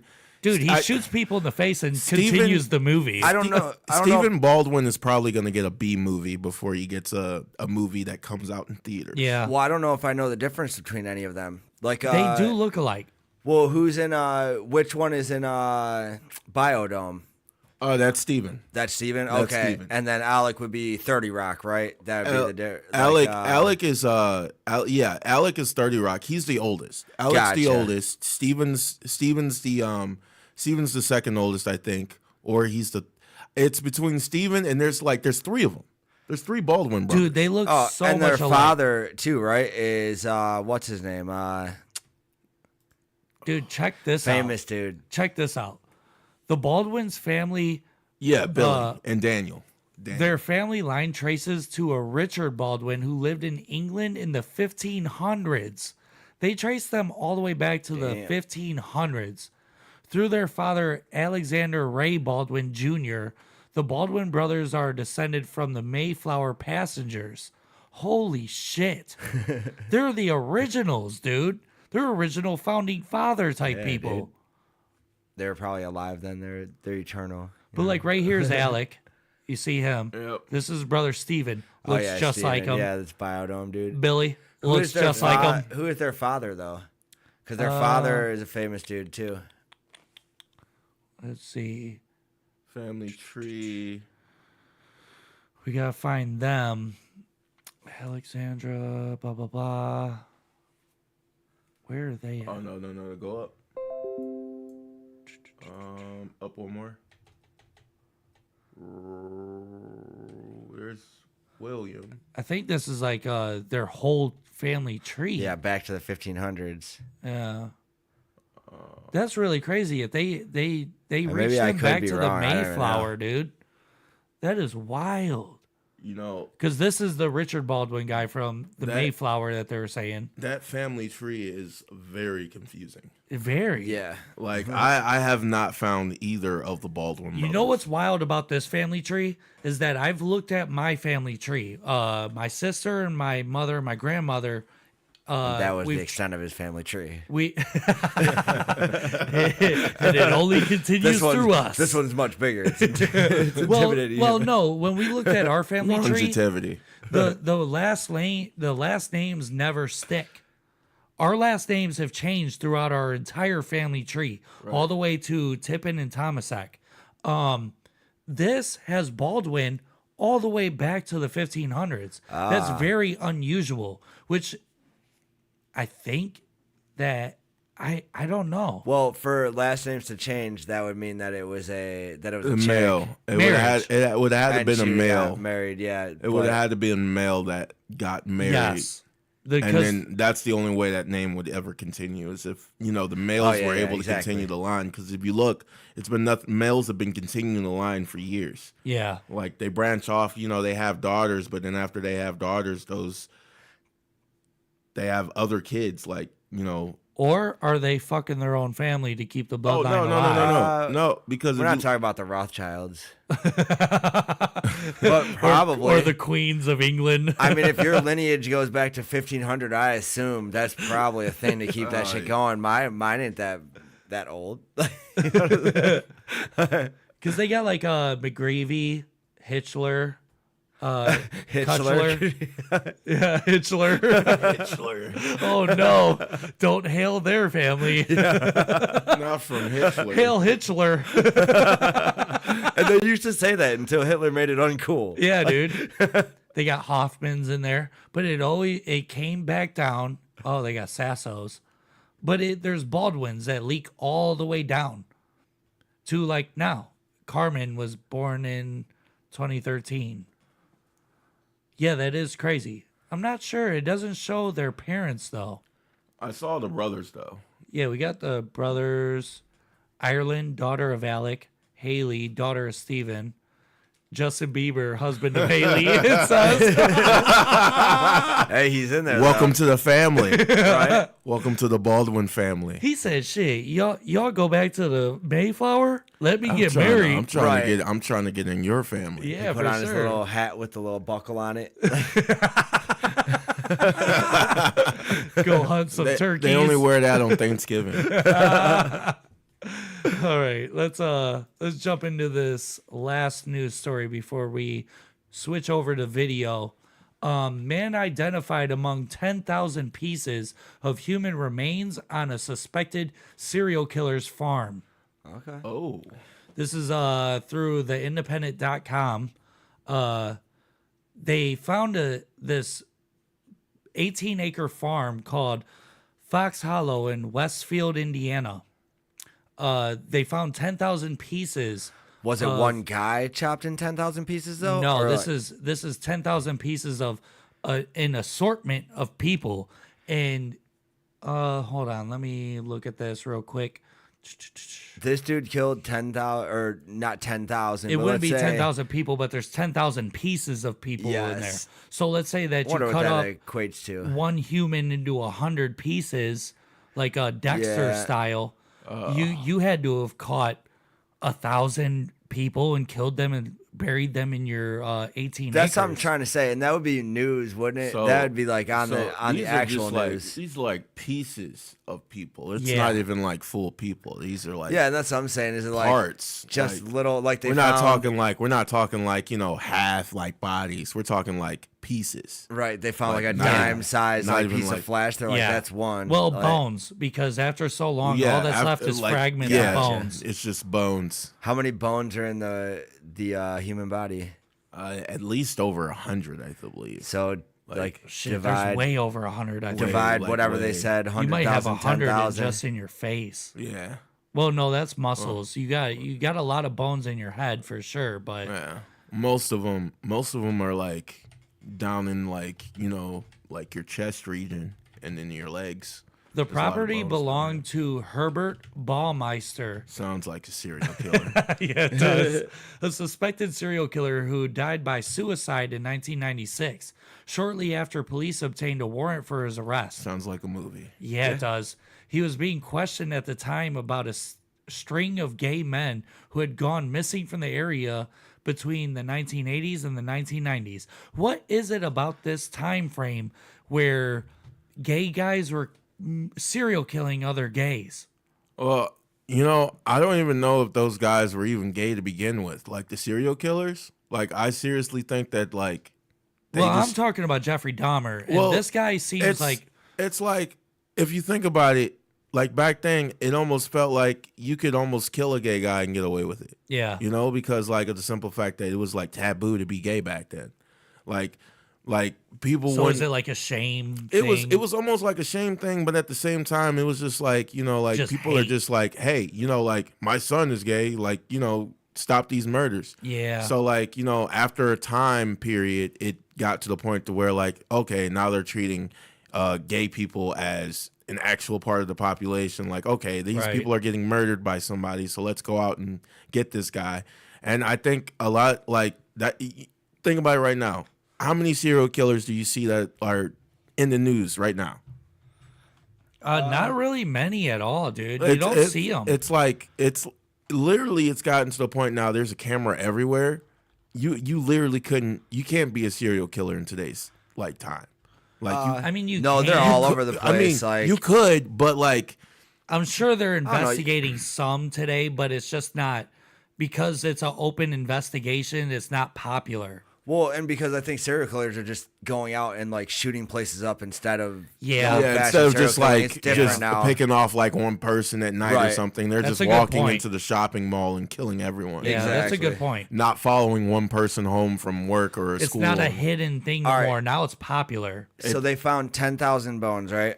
And in the human body, there's 206 bones.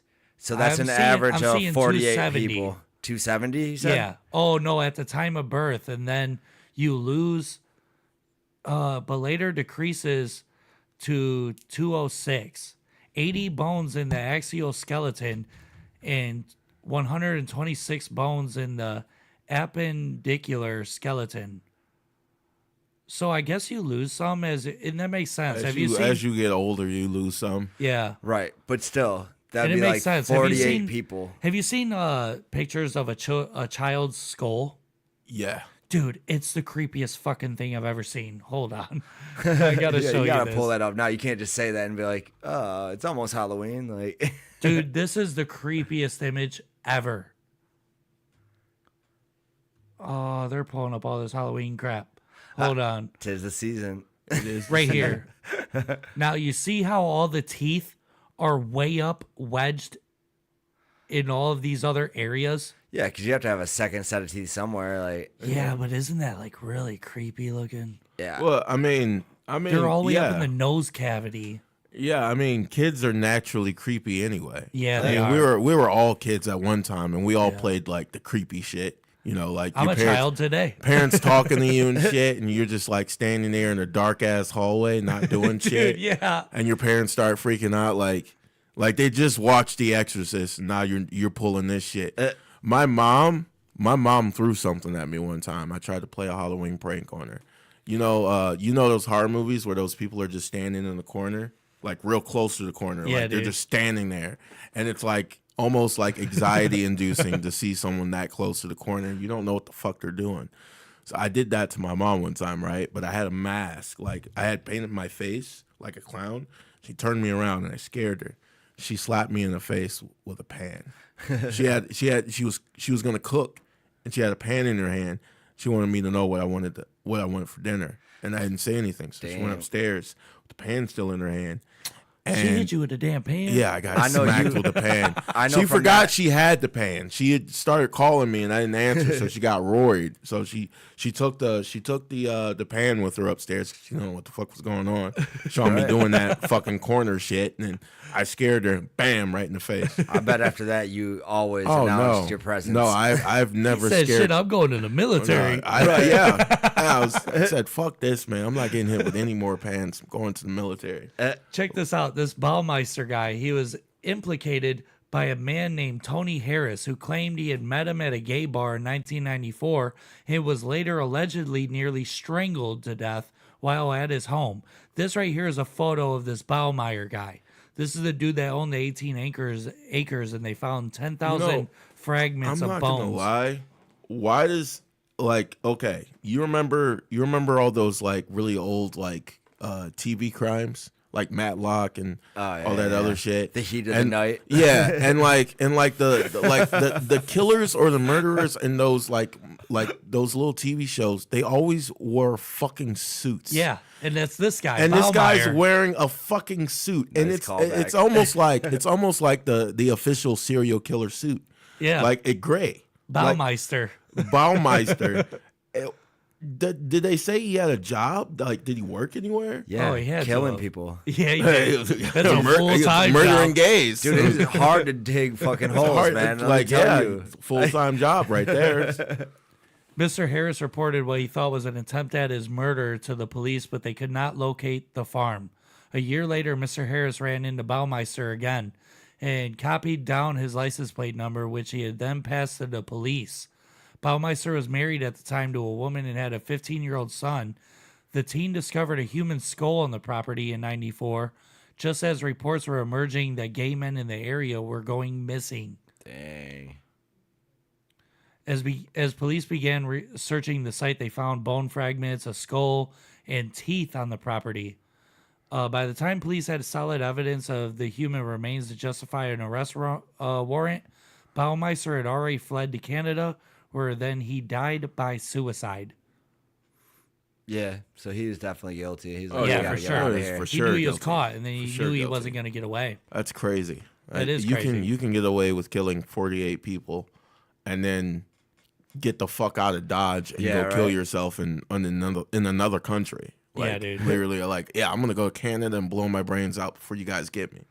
Right. That's crazy though. You know, like, I can't imagine like murderers. Like, first of all, like, what compels people to even think that that's like even a good idea to do? They have a wire loose. There's something not right There's with gotta that be person. something wrong. Well, and you don't know what the afterlife is. Like, you know, you get murdered, you take your little VR head. I imagine off, that you're, like if kicking like it, living the good life. it can't be. I don't even know why these anything motherfuckers good. are still playing this game. After Just dying, fucking kill like, yourself. after murdering a bunch of people and then like dying, like there's got to be some comeuppance to that. You know what I'm saying? Like you got to come back as in like an elephant's asshole or something. No, you come back as a fly that gets stuck on the sticky paper. or not even the fly. You come back as a bug that gets stuck in a fucking spider's web and you get fucking eaten alive by a spider. You come back born as one of them ants that people pour aluminum into and then like burn the whole hive into like a big piece of art. Like you just get scorched to death. You know, like Pompeii style. probably the worst thing to come back as is like a fat guy's left testicle. You know, because there's no air down there. It's dark all the time. It always stinks. Sweaty.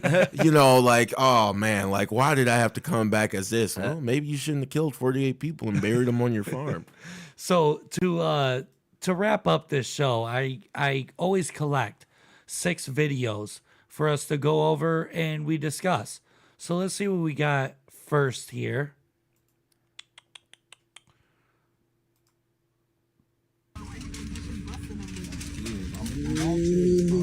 Come on. Yeah, kids. Look at this. They look good as hell. Oh my God, they big as fuck. What this guy just got from his buddy, these are macaroni and cheese balls that this guy deep fries in Flamin' Hot Cheetos crust. Nice. Delicious, right? That sounds fantastic. With dipping cups of some type of sauce. I'm not sure what that sauce is. Looks like maybe a sriracha ranch, maybe. 1 out of 10, 1 out of 10. Look, this dude's in bliss. He's like, oh my God. That lady was like, hold on, don't eat that in front of me. I need some of that. You know the food's good when you got to eat it inside the car. Yes. Like you can't wait till you get home. You got to eat it right there. Oh yeah. So I strongly advise anybody for your Halloween party or whatnot, make macaroni and cheese balls with the Flamin' Hot Cheeto dust. It looks like a super hit. Oh yeah, that looked tasty. That looked fantastic. Very tasty. Now here's another tasty video. Oh, well, he might be tasting snow.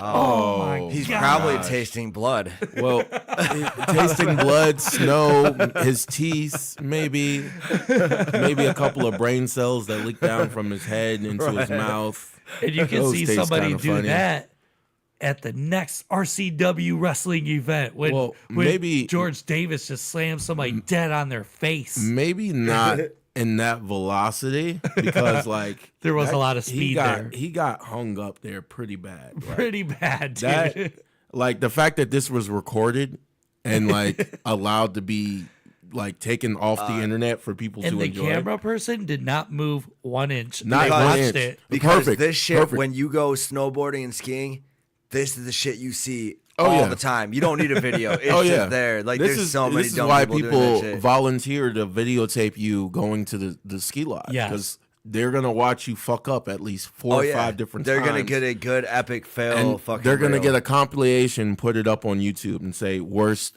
skiing fails of 2023. Bring your and it will be cameras. all clips of you. Bring your cameras to Brandywine next this winter. Oh boy! Oh my gosh! What are you doing? Look at that face. Yeah, right. That face. That face looks like he's about to eat the shit out of you. Run, He bitch. looks fucking hungry. Close the door, Dude. please. That is a look of debating if it's gonna fuck you up. Yeah, I feel like that too. Close the door, hon. Why are you She's talking to him like he's a pet. So when I found this video, I went through the comments and people were saying that they followed this lady and she has a series of bears that show up to her door. And later on in this video, that bear does close the door like she asked. Okay. Oh, all right. So obviously she's from the X-Men and she can control bears. But the look in this bear's face says, I'm debating on fucking you up. Well, I think the bear is thinking like, okay, this is obviously an older woman. Yeah. Judging by her face or her voice. I don't think bears care about that. Well, no, but I also think that like they think we're all tasty. He like in my eyes, I think bears look at us like, imagine like a bear, like if bears were us and we were bears, right? And we were all bears, we'd all get along. Well, yeah, we would all get along, but like let's say for instance we walk into like a store, right? And we pick up fruit and we see good fruit and then we see rotten fruit. It's gonna look he's pretty looking weird at her and he's just like, oh, she's rotten. Good point. She's rotten. I don't want to eat her. Good point. I don't want to eat her. Like if I eat her, I'm definitely gonna be shitting her out for at least like the next 3 months. Yeah, I might get sick. Like right. He might eat a bad kidney or something. You know what I'm saying? Yeah. Like, no, you know. So That's probably why he left. To continue this trend, here's another bear video. He kicks a grizzly. Yeah, but that's just like a baby grizzly. I kicked that thing too. Not one bit. That's where he fucked up at. Yeah, right. It's That's still a where he small fucked enough up. bear that you can pick that thing up and choke slam it. That thing ain't eating you like that. Yes, it is. This is that's what happened to him. Like the other video. Yeah, well, his phone's there, but he's not. Yeah, he's no, there. He's back. Hell, he's back now. And you see that bear whooped up because it's a little ass bear. You can probably kick that bear. It bit through my hand.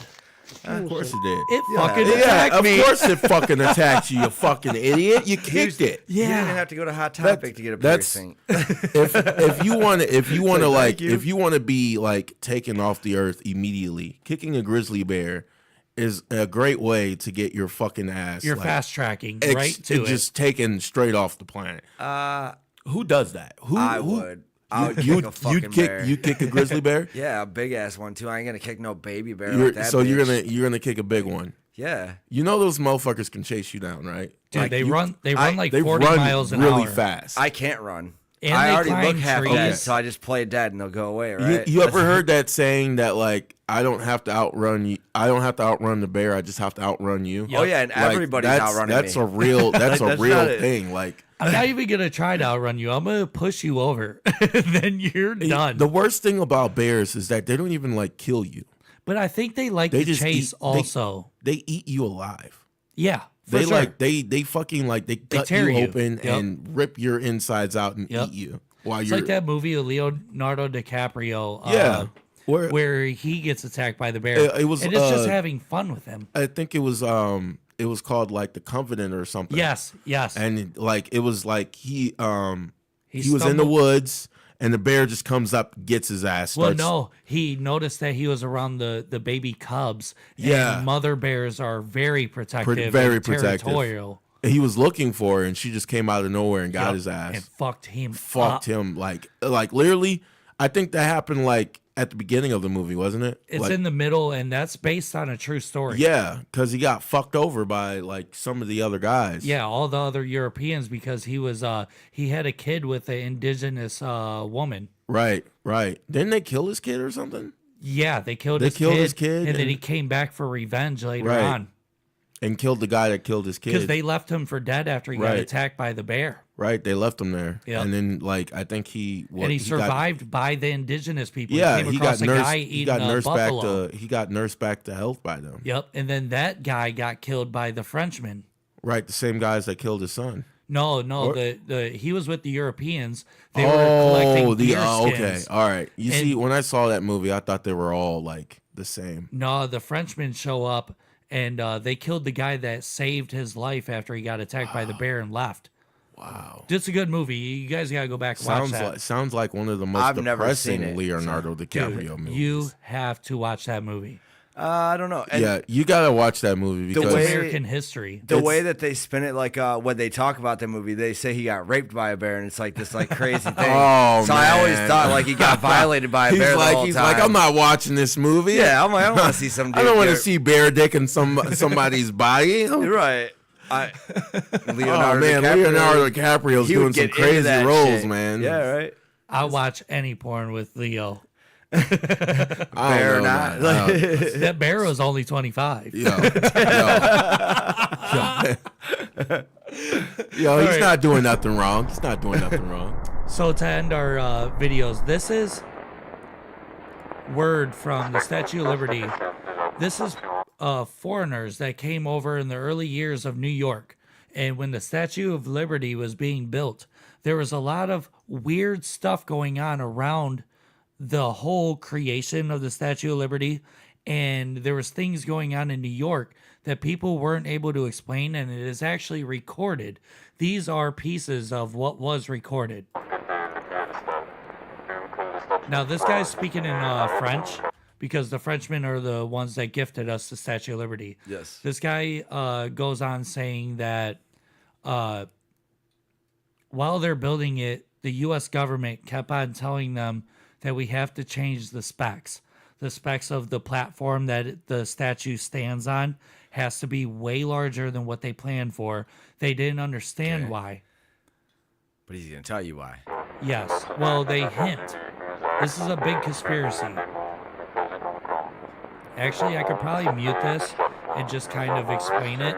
But because you can't see the captions, because where we are, you can't read the English captions on the screen. And it's also all in a different language, so you wouldn't be able to hear it even if you wasn't able to read it from like your phone if you're watching or whatnot. You can't because our faces are in the way of the American He said translation. people wonder why the pedestal has to be so much taller than the lady in diameter. He said, ask the Americans. We don't know why. In 1949, the statue underwent extensive renovations. So what happened was these people found the blueprints for the original blueprints of the Statue of Liberty. At the bottom, there's an engine. Okay. You go up, there's a shaft that goes up to the top, this axle that goes into these gearbox of wheels, right? Okay. So there's a moving function inside of it. There's the entrance and stairs that are at the base of the Statue of Liberty. To where you go inside, there's the motor and all this stuff. There's a drain, and then there is a waste storage area. This is what they say is inside of the Statue of Liberty. Okay. During the summer of 1954, thousands of immigrants described a foul odor while passing through Ellis Island. This is a phone call from a lady. She said the island was awful. The whole place reeked of flesh like a slaughterhouse. There was also dead birds everywhere. My sister even found one in a toilet. If this is how the coast is, my father said, I imagine how bad the city smells. I remember hearing other families half-jokingly say they wanted to return to Milan because of the smell. This is according to Eleonora Bramante. My family sprayed perfume and burned candles, but it only would cover up the smell for about an hour until the air became unbearable again. The evenings were so hot I mostly stayed awake, even though the rest of my family slept soundly. Okay. I remember looking out the window each night and seeing lines of people being led into the Liberty statue by officials. After they would go into the pedestal, the officials would leave and nothing else would happen. So this is what the conspiracy is. The following morning would smell so much worse, though, like a slaughterhouse. They say that in the early years that they were taking immigrants and walking them into the base of the Statue of Liberty and then grinding them up. Nice. And they would kill these people and the officials would leave, but no immigrants would come back out of the Statue of Liberty. Okay. The city would smell like a slaughterhouse, and they say that they killed all these immigrants because we did not have enough meat to sustain the city of New York in the early years. They're feeding people. Pretty much the whole East Coast. Nice. I started diving deep into this conspiracy. Soylent Green. And yes, Soylent Green. They say that's what McDonald's is. They say that's where all of our summer sausage is. All of this stuff comes back. It started with the Statue of Liberty because it is a machine to mince up humans. That's cool. So nobody's ever been down in the base of the Statue of Liberty? That's probably I'll continue searching, but I didn't see nothing. Everything that's probably why they asked for a bigger base. You know what I'm saying? Because like if you're gonna have a machine that big enough to grind up that many people, enough people to where it makes the entire city smell like a slaughterhouse. You know, you gotta be able to hide it somewhere. You're like, this thing only holds 2,500 bodies. Where you? This thing only holds about 8,000 immigrants. Like, but I mean, in reality, where can you hide something like that big? You got to put it underneath something so like nobody can like. And then they're just dumping the remains into the ocean. Well, no, the ashes or whatever. I don't know. My guess is that their idea was to just mince up these people and just call it like dead sea life or something. Yeah. Oh well, they said they were making in the food though, right? So that's where it's hamburgers, McDonald's, sausage, like that's crazy, man. That's crazy. Because with that being said, if you have any immigrants that you're trying to get rid of, you could go to Ellis Island, right outside of New York. That's so fucked. That's so fucked. Oh my God, no. And that's according to No Outlet Live, baby, the greatest podcast you will find. You want to take someone you hate, take them to the Statue of Liberty. Just lead them down there to the pedestal. Are you sick of the Palestinians picking on your Jews? All right. Texas is trying to get rid of all the people jumping the border right now or whatever illegally. Are these white people picking on you too much? And come on down to the Statue of Liberty. Come on down. You want to see what your friend would look like as a Big Mac? Then come on down to the Statue of Liberty. Not what he look like, what he tastes like. What you want that American taste? You need to come down to the Statue of Liberty. Well, no, because there's no Americans there. It's just immigrants. That's well, I mean, technically, if they step foot in America and they're breathing American air, they don't have green cards though. Green card. Once they have a green card, they start tasting too American, and we don't like that. Like it anymore. We're like, this burger went fucking bad. Like, we had too many Mexicans flooded into your city. Why does my burger taste Spanish? Everything just tastes like taco meat. Hey Holmes, how do I taste? This one's got a La Cucaracha in it. This is No Outlet Live. I'd like to thank you, George Davis, for coming through, the heavyweight world champion of RCW. Hey, catch me if you can. Hey, and I don't think they that's can. That's a Leo DiCaprio quote too. Oh yeah, bringing it back around. You gotta love this man. Oh yeah. We'll see you guys next week. Thank you for tuning in. This has been No Outlet Live. We'll see you next time. This has been No Outlet Live.